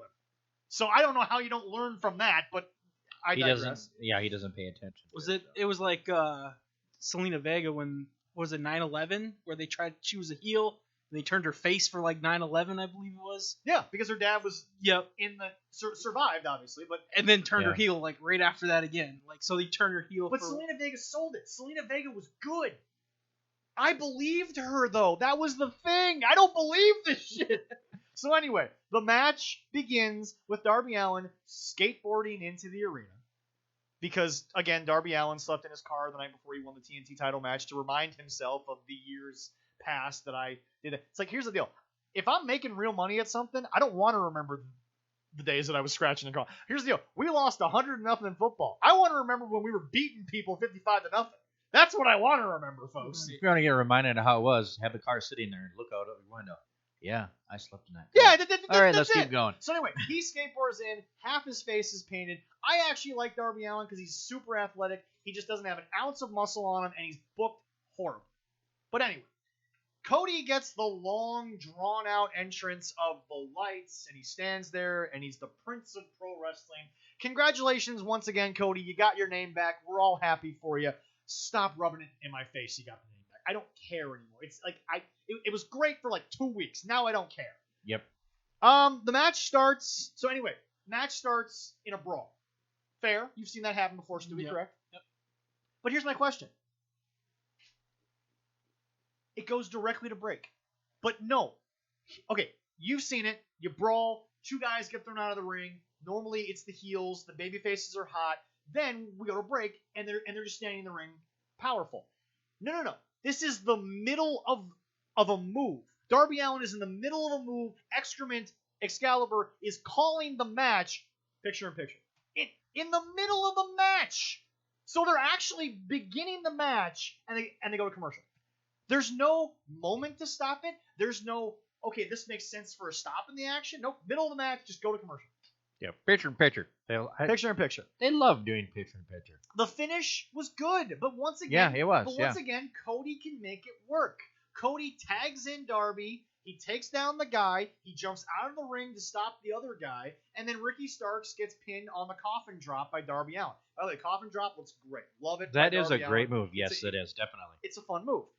And then once again, more unnecessary bullshit. Let's attack Cody and Darby. Let's bring out Brian Cage and let's have him spike Darby Allin on his head. Let's have Cody Rhodes beat up with a chair by all this stuff. And once again, Taz is killing the very thing he created and that I cared about. You remember the FTW title? Yes. It's now in AEW. Yeah. But it's not a title you can fight for. Brian Cage is supposedly the uncrowned champion like Taz was when it was invented, but yet he hasn't been in the world title picture in 2 months since he tapped out to Jon Moxley clean in the center of the ring after he was in an armbar for 10 minutes. I'm also not kidding on the time frame. That it is true. Yeah, it is true. So Brian Cage is the FTW champion, the F the World champion, as in the uncrowned AEW champion. Hasn't been in a title picture for 2 months. But I'm supposed to believe in a title that meant... When Taz made it in ECW, it worked. Because remember, he was supposed to be the world champion in ECW, but there was an injury issue. So now you've killed that for him. Thanks for that, Taz, because he owns it. He's allowed to use it. Finally, the heels are beating up on him. But again, let's not do it like wrestling should be. Let's beat the heels down. Let's be in the middle of a brawl. It's over. The Heat's dead. They've beaten him up. No one's on the mic. Taz is saying, let's get out of here. Lights go out. Sting appears on the screen. Not himself, but his name. All of a sudden, there's fake snow falling throughout the entire arena. Sting appears, walking out, dressed as Sting in an official AEW t-shirt. We didn't know he was going to be there, but he's got an official AEW t-shirt that says AEW Sting. So, immediately... And they're selling them. If you really want to buy them, you can find them online. It was the fastest selling shirt in 24 hours on ProWrestlingTees.com ever, which is fine. If Sting's going to make some money on this, by all means. But here's the deal. It makes sense, and I have no issue with bringing him back to TNT, because the commentator said it's the first time he was on TNT since 2001 when he had that last match with Ric Flair. It is the first time he's been on TNT. He is Mr. TNT, but let me explain how this works. Sting comes out. The heels are gone. They've left. So he doesn't come out and use the bat. He just comes out. He just walks out. Gets in the ring. Stares at Arn Anderson. Walks away. Stares at Cody Rhodes. Walks away. Stares at Darby Allin, who is the TNT champion. Half the face painted. Could build something here. Leaves the ring. That was it. Yeah. That was very disappointing. What's even more shocking, they're still commentating. And Excalibur announces in the middle of the biggest moment in WCW TNT history in 19 years, they announce that Tony Khan, who is not the owner, it's not his money, it's his daddy's money, Tony Khan, who has never appeared live on Dynamite but is mentioned 6 times a show. Yes, he is mentioned all the time, yes. He has his own office. We see his office all the time backstage. His dad owns the arena that they're in, Daly's Place. Tony Khan has signed Sting to a multi-year contract. We don't wait until we come back from TV. Why did they could wait until, like, next week? Thank you. Or just announce it on the internet. There you go. No, he says it in the middle of Sting's stare down with Darby. It was with Darby, wasn't it? Yeah, I believe so, yes. So, and what's crazy to me is after it happened, a bunch of people started posting that did more for Sting than his entire multi-year run with WWE. Nope. Sting debuted and defeated the Authority. Sting had a run with Seth Rollins and was in a WWE title match. Sting got a WrestleMania moment. Sting got hurt. Can we end this notion that Sting went to WWE and it was a bad run because nobody booked it right? He got hurt. He was 56 years old at the time. He got buckle bombed by Seth, and he even admitted to Seth in the hospital, or in the ambulance, because Seth was so apologetic that Sting said, "It's my fault. I didn't tuck my chin. I let my head whip back on the turnbuckle, and I'm 56, 57 years old, and he got hurt. And okay, neck injury. Vince might wait on a 24-year-old, but not a 56-year-old guy. It was no one's fault that Sting's WWE run didn't work out. Now, okay, here's my question. Have you seen Sting at WrestleMania versus Triple H? Yeah. Okay, so you saw the NWA versus the DX. Here's my question. Knowing the age of Sting, knowing how long it had been, knowing the history that they built leading up to that match, in your honest opinion, take out the fact you were a Nitro guy. Put on your Booker's cap, which apparently you now have. Well, if we're doing AEW, everybody has one. What would have been the sense of Triple H losing to Sting at WrestleMania? Where could you have gone with that? At 56, 57-year-old Sting. 40-year-old Sting? You got maybe 5 years out of that. Remember, it was... JBL said it on the broadcast of WrestleMania. It's the Monday Night Wars coming back. But we already know how it ended. It's not...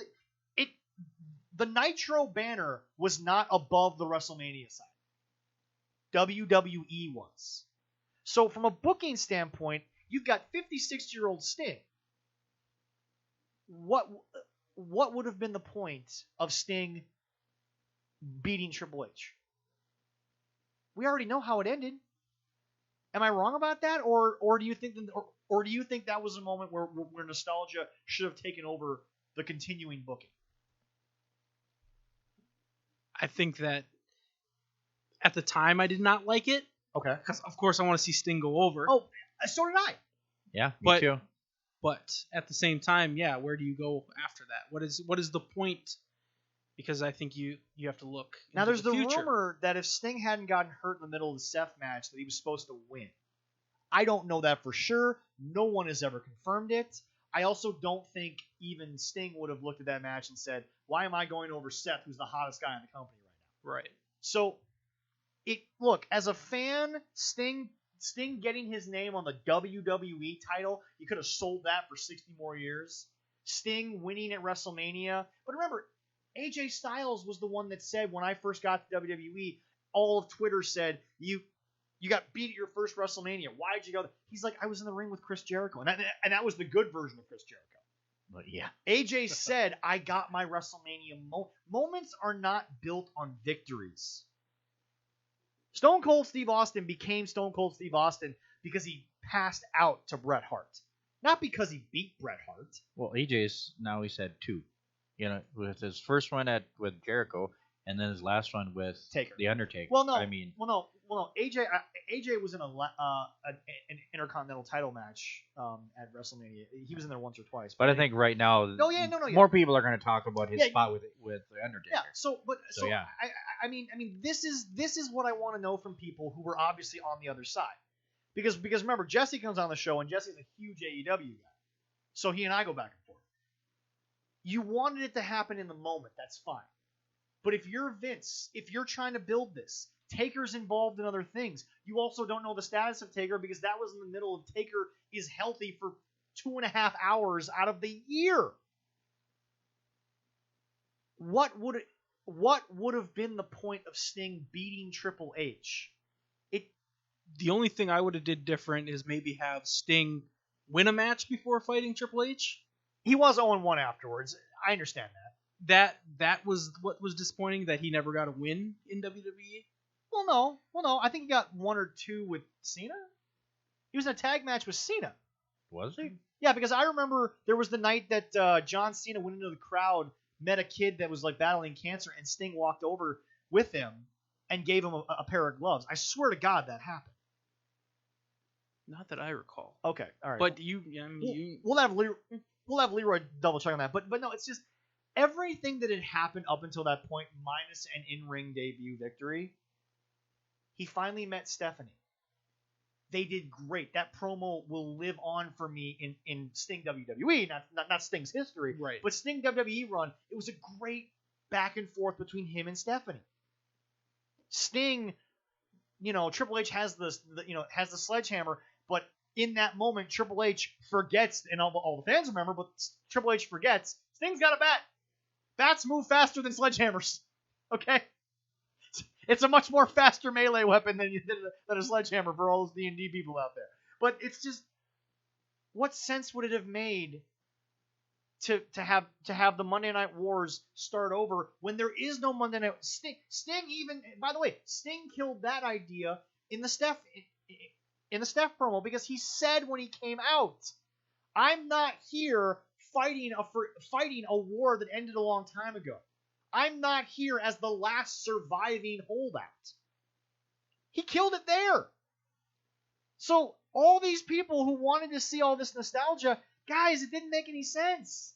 And look, it's come out in the last couple of weeks. Vince never wanted Taker versus Sting. If it was 10 years ago, Vince would have said, yes, that's a moneymaker, because Vince always puts his ego aside when the money's right. But at that point, who knows what was going on with Mark? Physically, mentally, spiritually, emotionally. I mean, you get where I'm going with that. Leroy, you got the match? I'm still looking. Okay. So anyway, but it's just, I mean, okay, so you being the WCW guy, knowing WCW's not getting rebooted, knowing that it wasn't, Vince was not about to pull another ECW reboot and put WCW back on television. What would have been the point? Is the only thing you have wrong that he didn't get a victory before WrestleMania? Is this the only thing you have? Not knowing what he was like under contract for. Mm-hmm. If, say, it was a 2-year contract. Yeah. And, okay, we're going to give you 10 matches. Yeah. Then, I think Sting goes over. Okay. If it's just 2 matches or 5 matches they obviously wanted to do something with Sting long term, but he got hurt. Right. And that's nobody's fault. No. And I understand that. I mean, okay, you and I talk, we were going to talk football. By the way, I just want to pause the show for a sec. Because this is real life. Shout out to Stewie and my friend Dan Renfro. His son this morning went to the hospital. That's why Dan's not on the show. He's going to be fine. I don't think I'm going to mention anything personal for Dan here, but that's not why he's not here. God bless that Noah's going to be okay. We wish our best wishes to obviously Dan and his whole family. But we were going to talk football today. How many careers have been made because guys just got hurt after signing for big money? How many guys went from zero to Hall of Fame because somebody wasn't there? Joe Theismann doesn't get hurt. Does the left tackle position ever become what it is? Maybe not. They made a whole movie on it, for crying out loud. This is what. For you that he did not have a match with Cena. he came out distracted so Cena could win on Raw. Okay. And then he had, before his match with Seth, yeah, after WrestleMania, he defeated the Big Show by disqualification. Okay. In his first match on Raw. But again, I'm not saying which rolled into his match. But again, I'm not saying it was the best booking of Sting. But at 56, what are you supposed to? He's not Surfer Sting anymore. He's not the Crow of old. Can we be realistic for 5 minutes, Internet, and say to ourselves, you beat on WWE for bringing back Brock, who is still a beast, who is still a physical specimen, who can still have a great match. Sting can't be that. Brock can still lift Big Show. He can still lift The Undertaker. Brock can still have his best match. Sting's best matches were long gone. Because Flair's not there anymore. Randy Savage isn't there anymore. Ricky Steamboat's not there. Sting is a bygone era physically at this point. So that's my question. What would have been the point to do that? I'm sorry, but Leroy, am I wrong? No, there's not wrong at all. I mean, I don't understand the point of him coming to AEW just to make more money. Well, to be fair, Stewie, I don't know. I told Leroy this before you got here. So I was listening to Jim talk about Sting's debut, and I don't know if you heard that clip yet. So to get Sting to a convention, a wrestling convention, I don't know how much that is, but to get him to paint his face is an extra $5,000. Just to paint. That's not even to get him to the convention to sign autographs. To paint his face, to get the bat, to put on the rope, $5,000. Can you imagine what Tony Khan is paying Sting? And by the way, if Sting wants to go take money, I will never stop anyone from taking money. But what are you gonna get out of Sting? And for all of you who are like, Vince screwed up Vince is not going to give a 57-year-old guy with a broken neck a long run. It's not gonna happen. Remember when Vince told Daniel he had to stop? He's trying to save you from yourself. Because he knows Taker was never going to say no. Come on, guys. Look, I'm not saying Vince has never done anything wrong. Vince has messed up a bunch of things. He's up for greatest promoter and the guy who killed the wrestling business. But he's not up for the guy who let Sting die in the middle of a WWE ring. Come on, guys. You guys rag on Brock and Goldberg coming back, and they're still somewhat in shape. They're not hurt. And you're mad at them for putting over the big old guys instead of the young guys. But yet he comes to AEW, and in 5 minutes, it's already better than his WWE run? Come on, guys. They just... Can we be honest? They for don't know 5 anything. minutes? At that point, you're just a mark. At that point, you're an anti-WWE mark. You're nothing more. You don't deserve to be called anything else. Because you are so contradictory of your criticism, and it's obviously biased. I mean, you watched Nitro. Sting was obviously the man in WCW. He ended Nitro with Rick, and Rick was still good at the time too. But I mean, you're never getting Surfer Sting back, right? It's a nostalgia thing. Yeah. It's all it is. But the problem with Tony Khan is that everything he does is nostalgia. Yeah, he paid a plane ticket and a fee to get Greg the Hammer Valentine to come for a dog collar match because he was in the greatest dog collar match with Roddy Piper, and Greg the Hammer Valentine just sat in the audience and was on the camera 3 times on a pay-per-view, and they did nothing else with Greg the Hammer Valentine. Yeah, we've seen him in a match up at Fortune Mania. He wrestled at Fortune Mania. I was, Heavy on Wrestling got more out of Greg the Hammer Valentine. And I was surprised and shocked that he actually made it into the ring. Because he was really shaky. And I was like, oh my God, he's actually going to wrestle? Oh my God. It was only for a couple minutes, thank God. Yeah. And then he was out again, but oh my Lord. Well, and then the bunkhouse match, too. That's nostalgia. Right. We don't need to see that. No. So it's like, look, folks, if you think that Sting is going to be what finally kills Vince and takes down Raw and Smack, I hate to say this, Sting is about to be on the lowest rated wrestling program he's ever been on national television for. Now, they TNA, might add a couple people on there. Now, here's the deal. TNA wasn't doing Raw SmackDown ratings, but TNA was back when that mattered. They were pulling in a million people on a Thursday night. I mean, we all saw that. Guys, I remember, who was it? I think it was MJF tweeted out the ratings war from last week. It was 915,000 AEW, 635,000 NXT. You know who commented beneath that? You know who retweeted that? T-Bar, also known as Dominic Dijakovic in a really bad Bane mask. He retweets 1.74 million because that's what Raw did. Yeah. So if you double AEW, you barely beat Raw, who is the worst show out of all of these right now because it's like dead in the water right now. It's just it's odd booking. That's all I'm saying. But anyway, bad booking. Yeah. Yeah. but it's just, guys, Sting is going to get paid a hell of a lot more than AEW is ever going to make off him on a 2-3 year contract. Don't even bother telling me this. Yeah, well, good for Sting. Good for Sting. He's making some goddamn money. He's paying Jericho $1 million a year to do whatever the hell Jericho's doing. I'd take to eat. He's paying Jericho to eat. And hold on, he fell in a vat of orange juice. I heard this. Yeah, he fell in a vat of orange juice. But Sting is 61 and looks better. By the way, here's the funny part, Stewie. This is the part that I don't think that ever been told to you. They had 2 pools of orange juice, not one. They had 2 of them. They set up 2. They should have just had 1. Oh god, it was bad. Anyway, by the way, folks, we're not even at the main event. We're finally at the main event.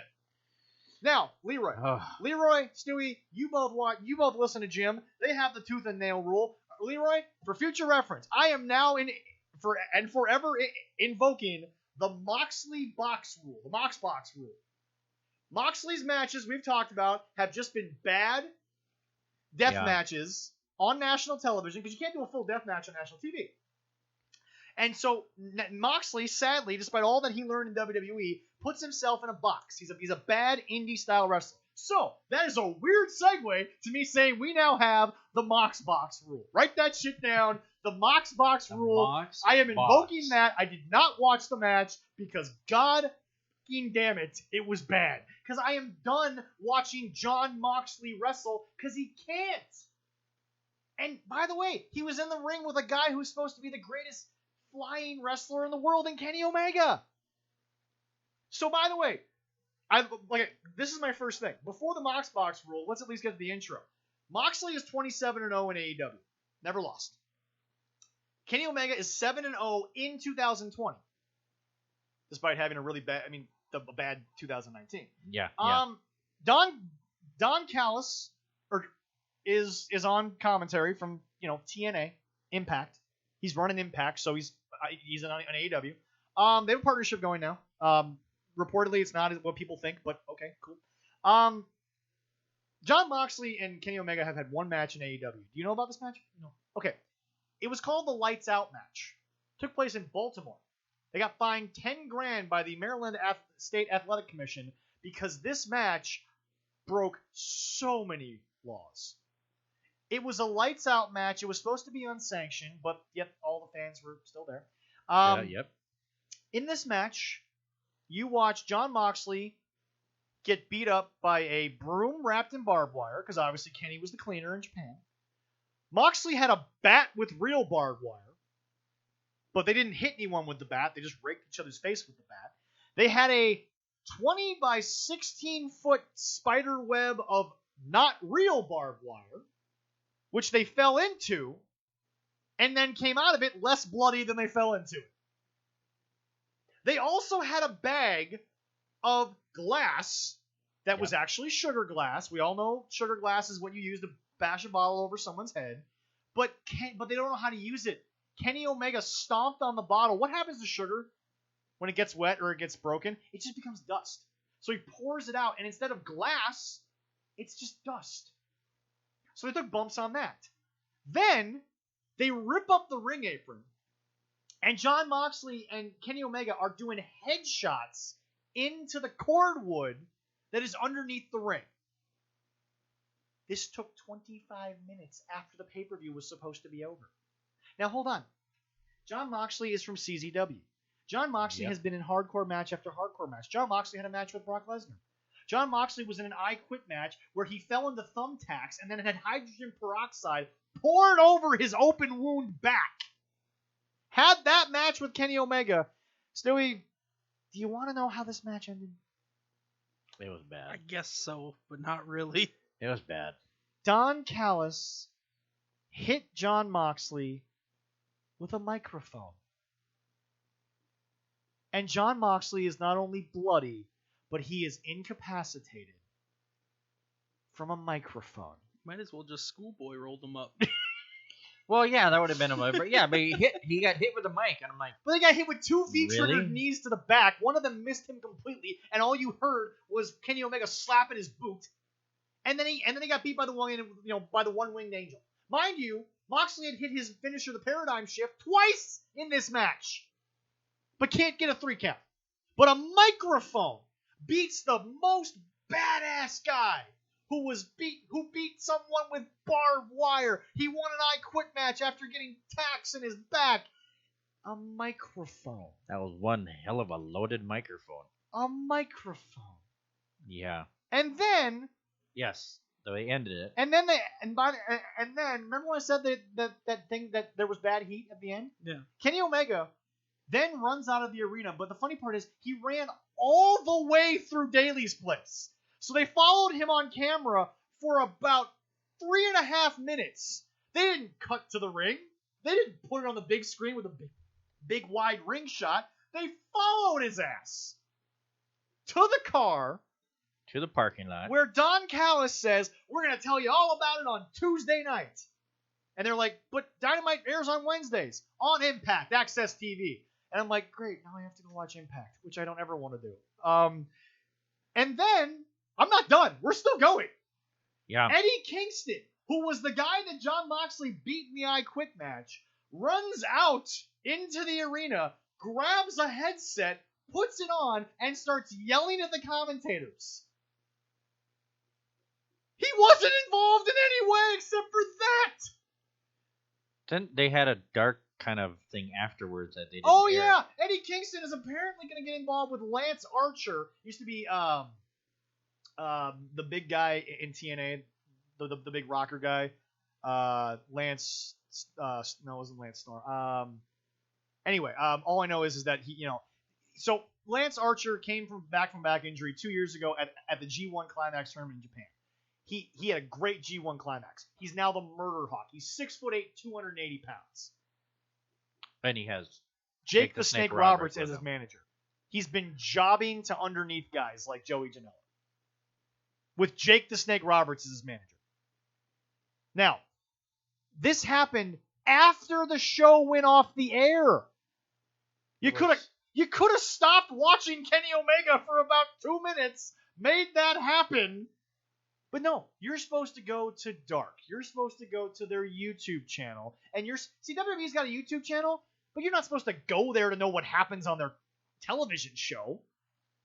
So all in all, my compliment at the end of it is it wasn't the worst shitstorm I've ever seen them have. But again, you tried a bunch of things that to Stewie, who doesn't even know about AEW booking, is just sitting here like, if this is how it was described to me, I don't understand what the hell they were trying to do. Also, by the way, the whole winter is coming thing, they never tied anything into that other than Sting with the fake snow. So you had one of the biggest TV shows in the modern era was basically your tagline. Not a single reference to it. Nothing. Yeah. Not one dragon? Nope. Not a thing. No. Well, I mean, if you want to call the way Kenny runs around the ring looking like a dragon trying to get out of a pretzel knot, then yeah. Okay, yeah. But no. So, I mean, Stewie, your final thoughts on everything you just heard for like the last hour? So I've not watched an AEW show. Don't. And I have to because I have to because of the show. It doesn't make me want to even like look into it or see, hey, maybe I'm missing something. Just listen to Corey talk about it. Stewie, I will say this to you, and you will feel bad for all your former podcast mates. I've told this story 1,000 times on the show, Leroy, and I'll keep telling it. I'm out with my friends one night, and Allison and I are talking about, we missed NXT. Not a big deal. We'll watch it when we get home. We have Hulu. And this one girl turns around, one of my friends at the table, and she goes, oh, you guys talking about NXT? Yeah, they're opposite. What is it? AEW? I'm like, yeah, it's called All Elite Wrestling. She goes, you know, me and John, we love watching that show. It's a really fun thing to laugh at. And everything. I'm just like, that is not what I want you to think of a wrestling promotion. If there's a funny thing that happened, fine. But the first thing she went to was she thought it was a joke.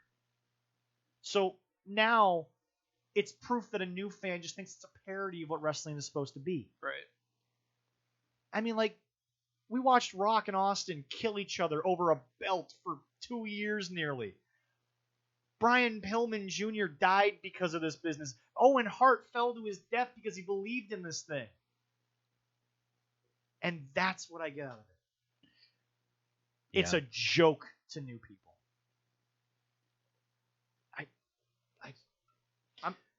It hurts me. I'm sorry, it does. Oh, yeah, no, I totally agree.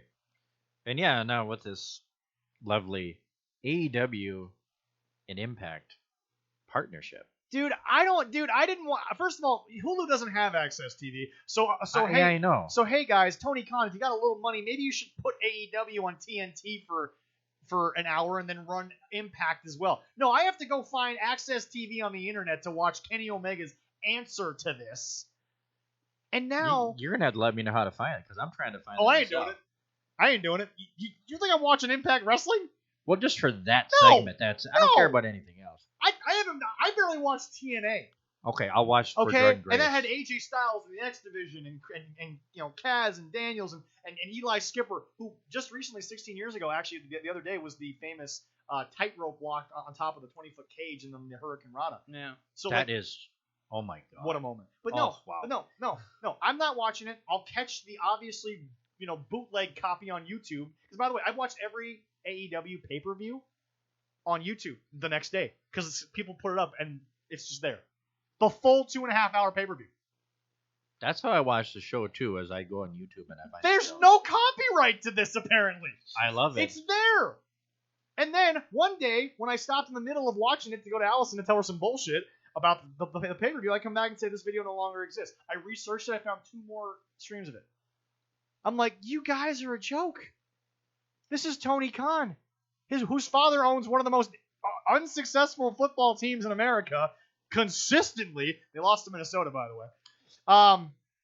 Well, yeah. His dad also owns one of the most unsuccessful soccer clubs in Europe, and yet he owns Wembley Stadium. And he's footing the bill for his son to be a bookmarker.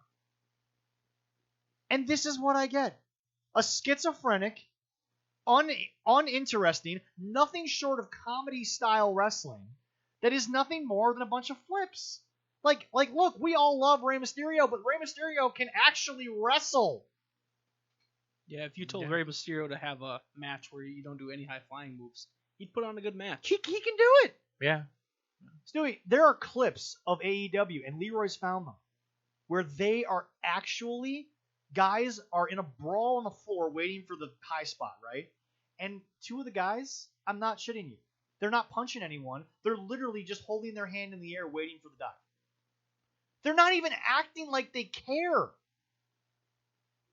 This is what's happening. This is AEW every week, and there was about a 2-month period where it looked like it was getting better, and then we're back to the same bullshit. Yeah. So what? I'm honestly, what do you think? I mean, for me with this AEW thing that drew in with Impact, I mean, I'm not sure. There's some dream matchups, but if anyone's gonna look at me and tell me that AJ Styles is sitting there getting paid a boatload by WWE, by the way, not that AJ doesn't need the money. He lives in Georgia. He doesn't need the money, folks. You think he's sitting there looking at that show each week, and he's like, oh, Impact, and he left Impact because they shorted the money. AJ was at a point in his career where he still had life left. He should get paid for what he's done, and they wanted him to take a pay cut. And AJ's like, screw you, I'm going to go get paid. And he's looked at AEW, and it's like, yeah, guys got these big contracts, but Orange Cassidy's getting paid 6 figures to put his hands in his pockets. Yeah. Well, I mean, you think AJ Styles gives a damn about Impact and AEW partnership? AJ Styles is in WWE looking at his bank account like, I still get to be me. I still get to be put on TV with the best ratings, and I still get to have matches with the best training staff in the world. and you think I'm worried about a place that shorted me money after everything I did for them? No. This is like, I hate to say it, this is like Jordy Nelson with the Packers. Jordy deserved the money that the Raiders gave him. Yeah. Packers are cheap. We all know that. You and I had this conversation. You hate that. But it's like, yeah. Jordy took the Packer hometown discount for, what was it, 5 years of his prime? Yeah. The guy could have gone on the open market and bid a $50 million receiver, and he took 10 to 12. Yeah, 10, 12 a year, I think. Yeah. So it's like, look, I don't blame AJ Styles for just flat out going out there and saying, "Screw you, I'm gonna go get paid." Well, supposedly a rumor. I always love finding the rumors. Supposedly, it's all dirt sheets and rumors. I know. It's all it is. Well, the dirt sheet I found is after all this anything that Don Callis, after he's going to be out of Impact in a month. So supposedly, he's going to be a manager for Kenny Omega. His contract's up with Impact in a month. So the guy who's running Impact, the guy who's teasing this partnership, he's just going to be on AEW television in a month anyway. So Triple H says in a conference call, "Hey, we're open to work with anyone." Which, by the way, I actually believe my biggest problem is with people who are like, "Oh, Vince will never go for it because he's never done it." Guys, you have to be able to hold up your end of the bargain. Vince is not going to bring his show down to your level. You got to raise your game to Vince's level. Well, one thing that Triple H said about that too is they go, "Yeah, we're open for business, but the business that we're looking for, it's not just a flash and pan.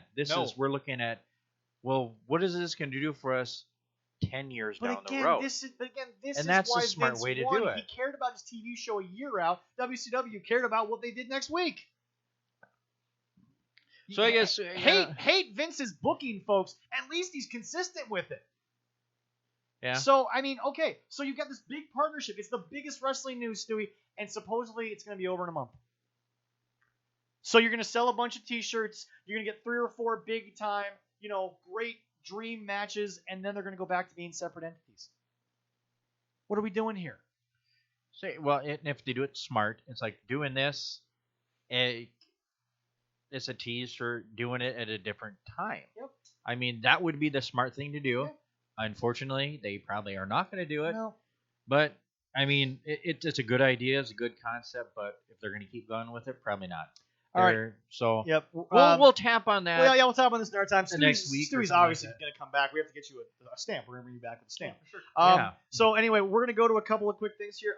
So Stewie, you have now heard a few things on the Jim Cornette experience. What are your thoughts on Jim Cornette versus the Bucks? Let's get into that here pretty quick before we wrap up with our obviously War Games preview. I definitely think Jim is winning this war. Have you actually heard? Okay, so it's interesting. Have you subscribed to his YouTube channel? Mm-hmm. Okay, so I want you, every time you watch a clip of that, do me a favor. Check the subscription numbers. When I subscribed, he was at about 154,000. Okay. He gains about 1,000 a week. He's been consistent. He's at about 175,000 now. So he's been growing an audience. AEW had 1 million people watch their first 3 Dynamites.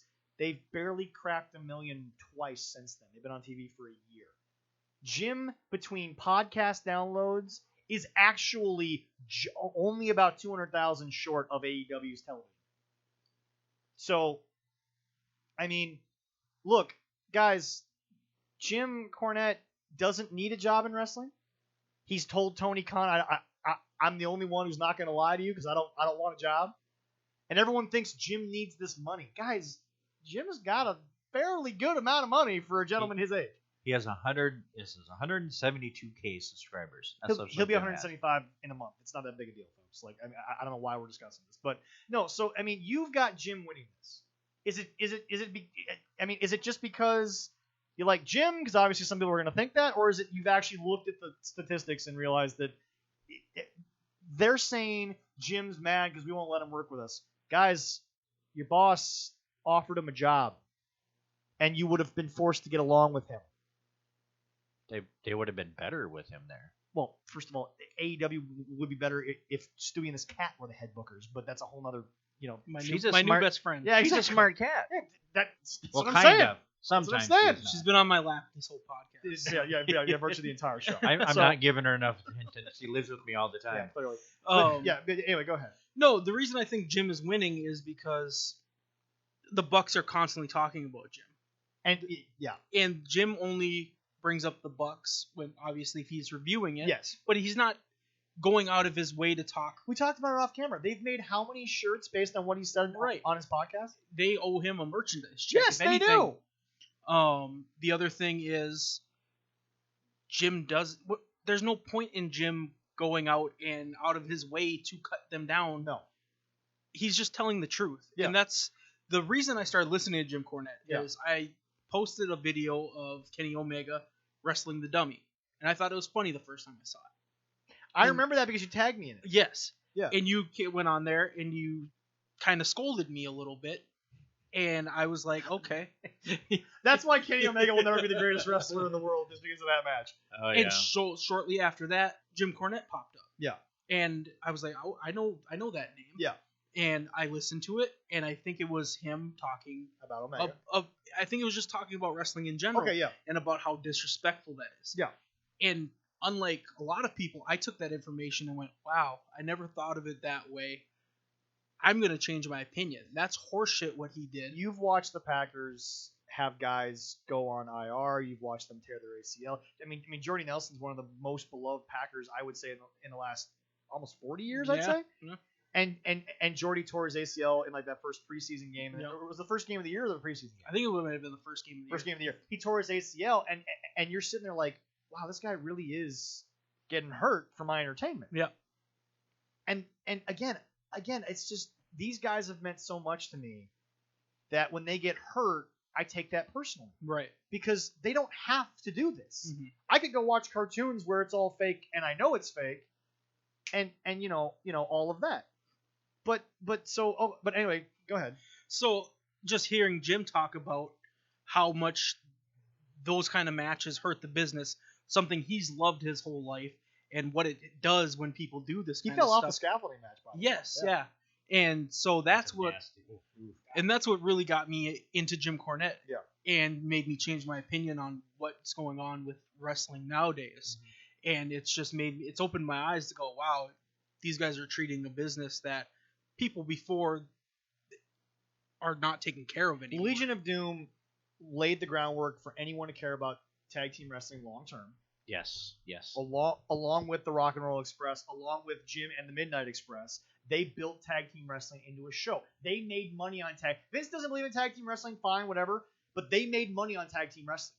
These guys don't make money without those guys do it. Remember, Hawk's dead because of the demons he couldn't kill because he was on the road. He couldn't get the help because he was on the road 400 days. Right. And yeah, it was only 360 days in the year, but he was on the road 400 days in a row. Was off for a week, back on the road. Even you talk about tag team. Von Erichs and the Freebirds. That two right there. I mean, boom. But folks, I have not given. Stewie will confirm this. What's in front of him is banana bread and cookies and a Coke that he brought and a package is in. You don't have a script. You didn't read something on that. That's personally how you have been able to change your opinion on what's going on in the rest. Because again, we watched the Bucks. We saw them. I paid $30, stood in line. There's a picture of me with them on my Facebook. But they've had the same match from the day we saw Masters of Craft to last week when they faced Top Flight. It's the same match. And again, when your eyes finally get opened to what's happening, it's hard to close them again. Right. No, and when we went to that show, yeah, the Bucks I've heard of them, and I was excited to see them along with the Briscoes. The better tag team match, though, was still the Briscoes versus Motor City. But that was a real tag team match. Right. We saw a real classic tag team. But those were the names I was excited to go see. Yeah. And it's like, okay, I've heard of them. These are indie guys, blah, blah, blah. Yeah. And just over the past month since I've, started listening to Cornette and, really break it down. And Jim has no reason to lie to me. No. And that's why I really enjoy Jim Cornette and why I'm really not enjoying the Bucks and what they're doing. I won't even watch them. He's the only guy formerly in the wrestling business who not only apparently just still wants to have and again, he doesn't want the stiff wrestling style of the 80s. Right. He wants the respect for the business. He wants guys to care about. He doesn't want your friend to go, "Oh, that's a funny show." That Exactly, because that hurt me, and I have no. I've gotten into wrestling shows for free. I've been unpaid building the ring, and I took that personally. And some guys get paid for this, and they don't take that personally. I don't mind not getting paid to do that. And we get the show for free. Still, we come with us when we get shows again. We'll get you in for free as long as you lift a couple of boards. Well, yeah, that, getting to meet legends, the wrestlers. Just and scared. wrestlers. I'm scared they'll be like, "Hey, you want to come wrestle? You got a good physique." They'd hurt you. I'm sure. I know they still hurt you. Some of the females on the roster might actually kick your ass.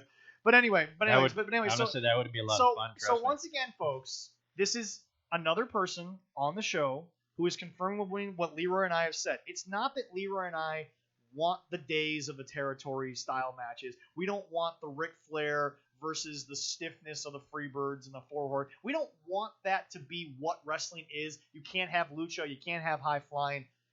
You need to go watch Walter versus Dragunov.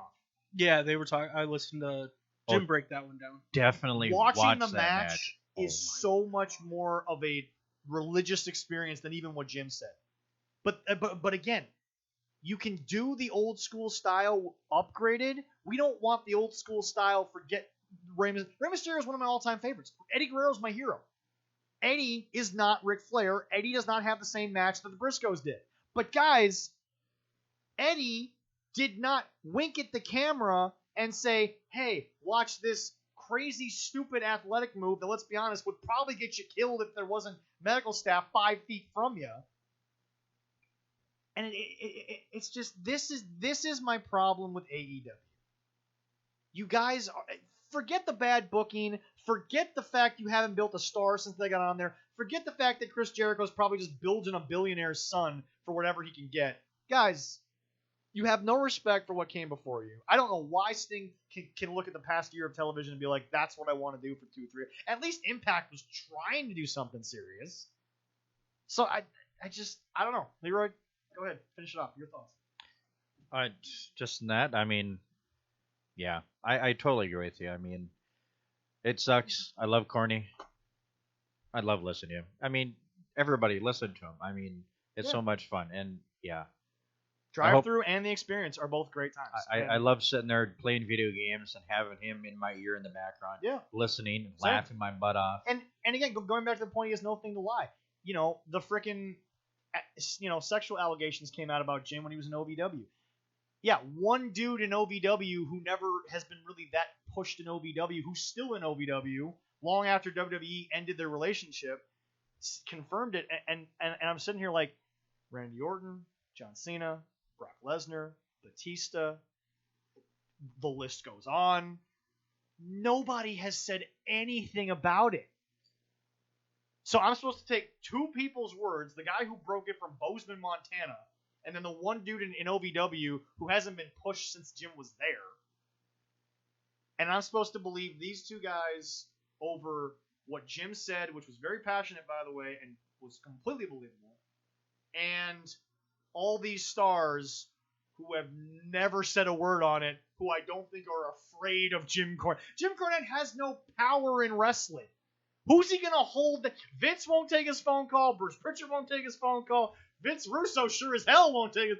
No one's going to take the phone call of Jim Cornette on a booking decision. This isn't Hogan calling up Vince and asking for a favor, which Vince will probably do because Hogan made him money. This isn't Mark Calloway taking Vince's call if he ever wants Mark to make one appearance. This is Jim Cornette who doesn't want to be in the wrestling business anymore. Like that's my problem with the Bucks. I think that in the end, guys, your TV show's not going to last longer than Raw and SmackDown. It's not a thing. There's going to be an executive that's going to look at it and be like, the hell am I paying these guys 6 figures for? Yeah. And then they'll be coming begging to get in WWE. Well, that's the other thing. You got Jungle Boy and MJF who are learning from a bunch of outlaw mud show dudes who have no idea what they're doing, have had no real training. You got Vince up there in NXT. Okay, can we just name like a couple people that work in the NXT training? William Regal, Sarah Del Rey, now Sarah Amato, obviously. Yeah. Albert A-Train. Terry Taylor. You've got guest people that are from the main roster. Triple H is heading up. That's better than Tony Khan? Man, just get out of here with that shit. I don't know. Anyway. All right, so we're going to move right ahead here. Okay, a couple things. We're going to end the show here with a preview of War Games, which is tonight. I don't know. Do you want to talk about any TLC updated card or no? We'll save that for next week. Okay. But before that, I'd like to say it happened while we were recording. Sorry we didn't see it. It's obviously different because of COVID this year. 18th year, ladies and gentlemen, tribute to the troops. We want to say thank you to every single man and woman out there. Well, it started at 3:30 on Fox in our area. On Fox local time. Huge thank you to all the men and women of the service. And yes, it's kind of a joke because of our now former president, but I'll say it. It is the Air Force, Navy, Army, and yes, Space Force. It is a real thing. They are real men and women that are part of the military. It's a joke because of the peanut orange Cheeto that used to run it, but y'all get where I'm going with this. They actually have a card for it too. Oh, they did? Yeah, you want me to say who's on it? Yeah, no, because they didn't announce any card. Yeah, I just found it. I was checking it out. Yeah, go for it. All right, well they have a 10-man tag match.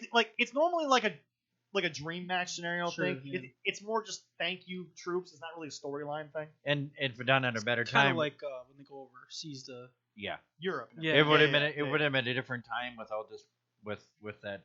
And it's just main roster because obviously NXT's got War Games tonight. Right. Yeah. So Daniel Bryan, Jeff Hardy, Rey Mysterio, and the Street Profits. Okay.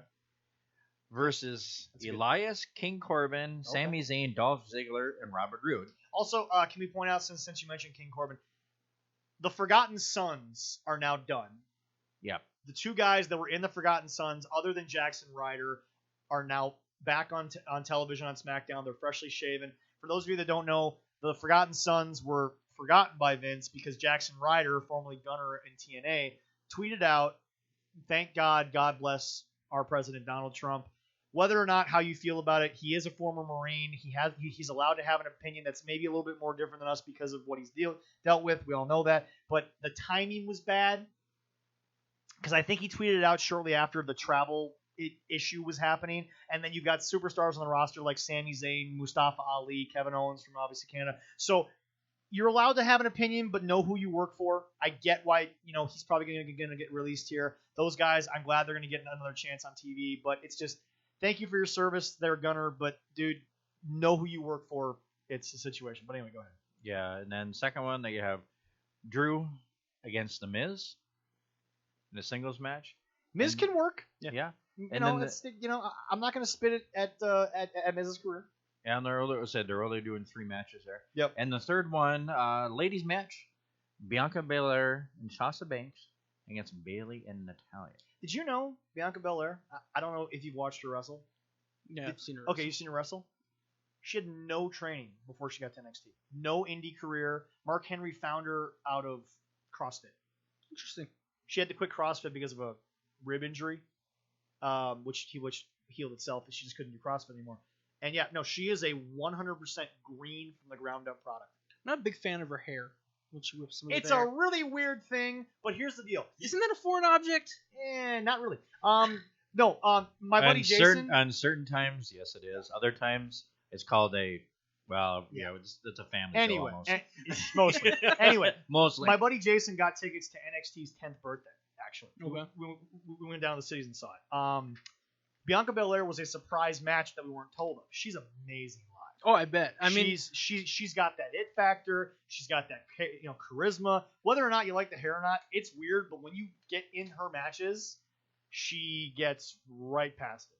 I also saw Rhea Ripley, who did some tongue thing to me, looked directly in my face. That's a whole other story, but we'll get to that that's another segment for another show. Anyway. No, that's when you're alone. We're not going to talk about That's fair. All right. Anyway. But no, look, tribute to the troops. We all know JBL kind of had the idea years ago. I love it. It's a short 1 hour thing, but God bless them. It's like I remember the years when they went over there during the active war, and in the middle of sound check, bomb went off. Three Marines that they just talked to in the mess hall are dead, and they're rushed into their safe quarters, and they still got to put on a show. Yeah. I mean, and by the way, for anyone out there who wants to blame Vince for putting them in that harm's way, that is 100% voluntary. When they went over there, nobody had to go unless they wanted to. Vince made that very clear. And I think everybody wanted to go. I mean, I don't remember anybody saying no. Yeah, I have many people in my family. We're in the military. My dad, my brother, uncle. Yeah. I love it that they do it every single year. It's great. So we thank them for that. It's in my opinion up next to WrestleMania. It's probably the most emotional I get for a show each year. Definitely. All right, so that's great. So Anthony, we were talking earlier about the good years of WCW. War Games is back. One of my favorites. War Games. For those of you who don't know, if you're new to the podcast, War Games, there's 2 rings. There's a cage that surrounds both of them, and what's so unique about it, rest in peace, Dusty, for this idea, oh, yeah. The match doesn't start until everybody's in the ring. 4-man teams. A guy could be bloodied and have a broken ankle before the ring bell goes. I love War Games. I'm trying to think about something. If we talk about it next week, the results, a little soundbite to go with it. I think it'd be good if I can actually get it to work. Okay. It'll be fun. What's the card there, Leroy? All right. Honestly, I'm looking forward to it. Let's go. All right. We're going to go with, I'm going to leave the War Game matches, the participants last. Obviously, yeah. All right. First singles, we got Timothy Thatcher against Tommaso Ciampa. So Tommaso Ciampa is basically the GOAT of NXT. Oh, yeah, I know. He's awesome. Timothy Thatcher's formerly of Evolve. Okay. They actually brought him in after they bought Evolve. He had a match with Oney Lorcan at the Great American Bash that every AEW fan would hate because all it was old school submission brawl, hit you with everything I got. I mean, Timothy Thatcher is just he's a guy that if he was in the old Mid-South territories, guys would have loved to work with him. He's incredibly athletic. It's honestly just hitting people. That's all he does. You would love Timothy Thatcher. It's just hit someone, break a limb, and make him tap out. He's great. Love him. And obviously, Tommaso Ciampa, he is the GOAT of NXT. Love him. He's great live. He sang Happy Birthday to Triple H in NXT. It was great. Yeah, that's awesome. All right. I was live for that. And then in a strap match, Dexter Lumis and Cameron Grimes. You know, I think it's weird that we've already made the strap match Dexter Lumis' thing. Dexter Lumis, formerly Sam Searing, I believe, from TNA. He's basically doing the same Dexter gimmick, but it's a little more creepy in NXT. Super athletic. Cameron Grimes is formerly Trevor something from Impact. He was playing like a really high-flying X Division caveman type of deal. And Cameron Grimes has shown up, and he's kind of the comic relief. When he talks tough, but it's like a squeaky voice. But he makes it work. It's good. I enjoy it. He's a lot of fun to watch. Yeah, it's weird that he already had a strap match and now he's going into another one. But hey, strap matches always add for very interesting dynamics, and this is sort of the be-all, end-all to this rivalry. That is true. Yeah. All right. And then we got a triple threat for the North American Championship. Yep. Leon Ruff, the champ, Johnny Gargano, and Damian Priest. Johnny Gargano up there with GOAT territory in NXT because obviously he's been with Tommaso Ciampa this whole time. Definitely. Leon Ruff is an indie guy they brought in during COVID to get his ass kicked a bunch, and they signed him to a deal. He got a weird victory over Gargano, which I thought was a great pop. Loved it. He got two victories now. And Damian Priest, actually, funny story. He was there. Yeah. Stewie was there. Damian Priest. That was actually Punishment Martinez's debut. Okay. For Ring of Honor. Sure. Okay. He was a lot bigger around the shoulder at that time.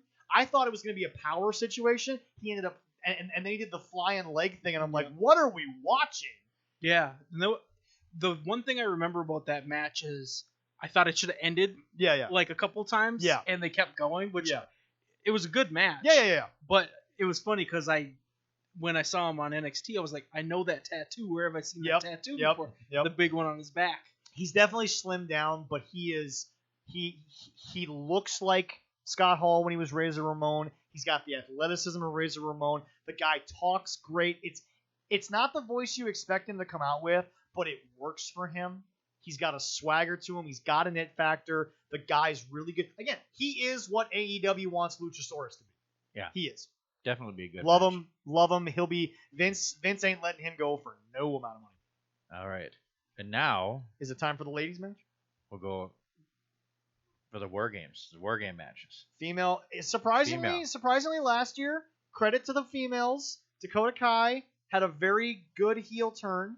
The ladies put on a good War Games match. I'm always nervous when I watch the females perform for the first time in these big matches that I've seen guys do for years. Not a sexist thing. It's just I don't know how they're going to be able to pull it off.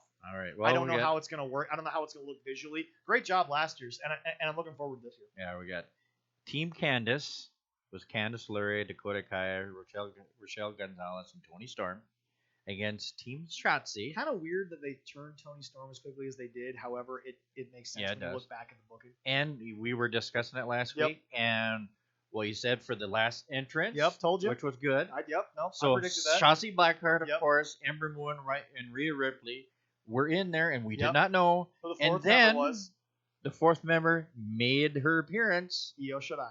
On there with Io Shirai and on Wednesday. So it's a good choice. It's going to be a good match. It's going to be a damn good match. I got to go home and probably turn it on here soon. We got some time. A little bit of time. Yep. But I'm looking forward to it because you got 4 women that can work. You got 4 women that are just good overall. Candice LeRae gets a lot of crap for her stuff that she used to do with Joey Ryan and Pro Wrestling Guerrilla, but Candice LeRae can wrestle. She's actually a really good wrestler. All right, and then we have the men's championship, the men's War Games match. All right, the Undisputed Eras. Everybody knows. Four of the most talented guys in the world. Adam Cole, Kyle O'Reilly, Roderick Strong, was Red Bobby Dragon Fish. at Masters of the Craft? Did we saw Adam Cole because he was in the Bullet Club. Yeah. Did we see Kyle O'Reilly and Bobby Fish, or were they out of Ring of Honor? I think they were out at that point. Were they out of Ring of Honor? I think so. I know Roddy Strong was like already on his way out of. I think we saw Roddy. I want to say Roddy. I'd have to check the DVD, but I know at that point Adam Cole was just back. He was back with Bullet Club. But those 3 guys, I think, were on their way out of Ring of Honor at that point. And they are going to go against good old Pat McAfee, Pete Dunne, Danny Burch, and Oni Lorna. So I was a big Pat McAfee guy before I got into Cornette. Okay, yeah. While I was at work. That guy, for a punter, how the hell does... First of all, God took a punter's athleticism and poured in the most personality I've seen of a football player in 20 years. Right.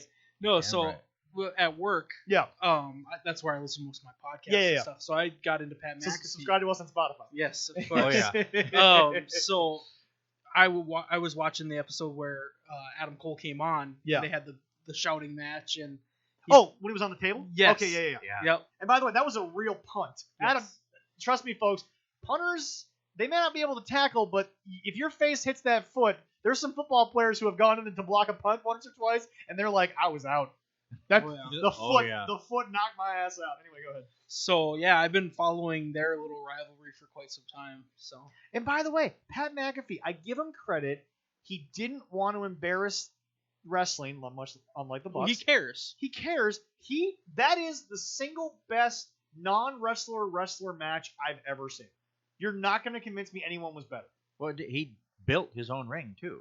Yeah, and he trained Pat with... has his own ring. Well, he bought one after he got paid by the Colts. And then, obviously, he got trained by a legit person. I can't remember. It's whoever trained Cena, too. Yeah, exactly. But, yeah, he was like a legit... 100%. But, no, Pat can talk for days. Oh. And I learned, not just in a podcast setting where it's him and his buddies, but in a live setting like the Capitol Wrestling Center, where there's actual live people booing him, he's good on the fly. He can improvise. Guys, Pat, if I could pour half of Pat McAfee into half of the people in NXT, I'd get personality for day. Pat McAfee, I did not think that. I thought this was going to be, this is going to be Adam Cole's exit embarrassingly out of NXT so that he can be rebuilt on Raw or SmackDown. This is good. I have enjoyed the crap out of this. And he can go. Yeah, no. And he can back it up. By the way, his reaction when War Games was announced was perfect. He's like, "Oh, it's not just a singles match. It's War Games. I've been a fan of wrestling for years. I know what that is."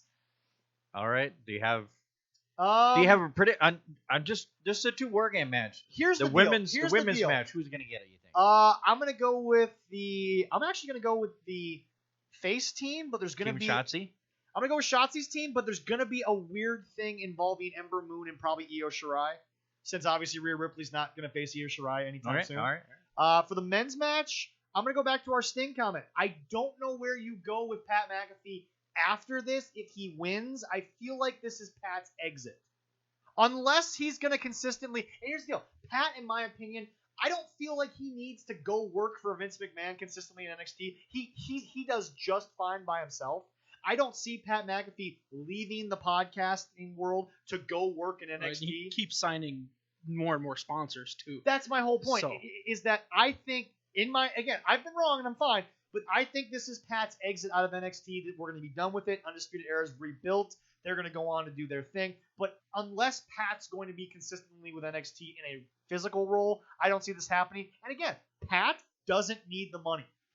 He doesn't need to break his body anymore. He saved a lot of this. I was surprised at how much money he saved in football. Oh, yeah. I was impressed at that. And he's made $1 million everywhere he's been. Yeah. So, well, I think Team Candace. I think the heels. Okay, so you got the heels. You got the heels. And I do think Undisputed. I mean, I think them winning and boom, I think that'll be the best thing. I mean, but you never know. It's only a matter of time before Adam Cole's to the main roster. Well, okay, I don't know if you've heard Jim glow about Adam Cole yet, but Jim said, I met Adam Cole at 19 years old. He came to Ring of Honor. He cut a promo, and I'm like, you got this. And he has said numerous times, how does Vince not look at Adam Cole and not see Shawn Michaels without the drug problem? Now, I think Adam Cole's problem was he got sick. He's just now, and again, people can say this is weird, but this is wrestling. You got to have a body look. He's just now getting the pecs back from when he got sick. He's just now looking like he's able to build a muscle tone. He's starting to look like the Adam Cole of old. But Adam Cole was not blessed with size and height. That's it. He's got the look. He's got the talking. He can improvise. He can wrestle. Adam Cole, in my opinion, will have a run as WWE or Universal Champion in the very near future, and it's gonna be good. Yeah, no doubt. Good. I agree with that. Honestly, anyone from Undisputed Era could. Kyle O'Reilly's being built phenomenally right now as just this badass, I'm gonna knee you in the face kind of guy. And Kyle's pulling it off. He had a great. You should go watch him against Finn Balor. It was just beat down. Oh yeah, that was a good one. Oh my God, Finn Balor's jaw broken in 2 places. Kyle couldn't stand up. It was great. Loved it. Yes, definitely. I'm a big Pete Dunne fan, so Pete Dunne's gonna be in there. The thing about Pete is, I think this allows Pete to break away from the. I did like his run with Matt Riddle. I think it showed a little bit of how Pete can do comedy, but I do like that this builds Pete back into to the real bruiser. Yeah. Yeah. This builds him back. Oh, and by the way, definitely. he's lost a lot of weight since he came back. He's cut up like a goddamn statue. And by the way, Pete Dunne is just great. I have loved Pete Dunne from the moment he signed with WWE. I'm like, you can't screw this guy up because he's just that good. At 23, he was that good. He's great. Yeah. All right. Well, I think that's it. I mean, we'll obviously just cover the other matches when they have it. Yeah, no, next week we'll talk about what happened, the aftermath of this. Exactly. Little TLC, because they're going to have more matches that are put out. So, a teaser for the next week. Yeah. Well, hey, a teaser, Stewie will be back at some point. Yeah, with possibly his own stamp approval for things. We will work on that. Yeah, we're going to work on that. So the physical audio one, we'll work on it. Yeah. But anyway, Stewie, thank you so much for joining us. It's been an absolute pleasure to have you here. Thank you very much. Obviously, maybe we'll have some, if Dan come back, we can get some topics you guys are really interested in. Can't wait to get that going. Leroy, it's always been a displeasure, but hey, you got the equipment, so, there you go. Yeah, I know, and I got to get my air fryer. I got to cook some dinner tonight. Well, there you go. Okay. Yeah, right. Stewie. Got to use it some more. Stewie enjoyed the cat who just, was here the whole time. He loves attention. Yeah, well, Stewie loves cats. He's a big cat guy. Well, there you go. Anyway, like I said, folks, always subscribe to us on YouTube, Podomatic.com, Spotify. Leroy's going to be working tirelessly over the next couple of Mondays to make sure that all of our podcasts end up on YouTube. We thank you all for listening, and we will see you all next time.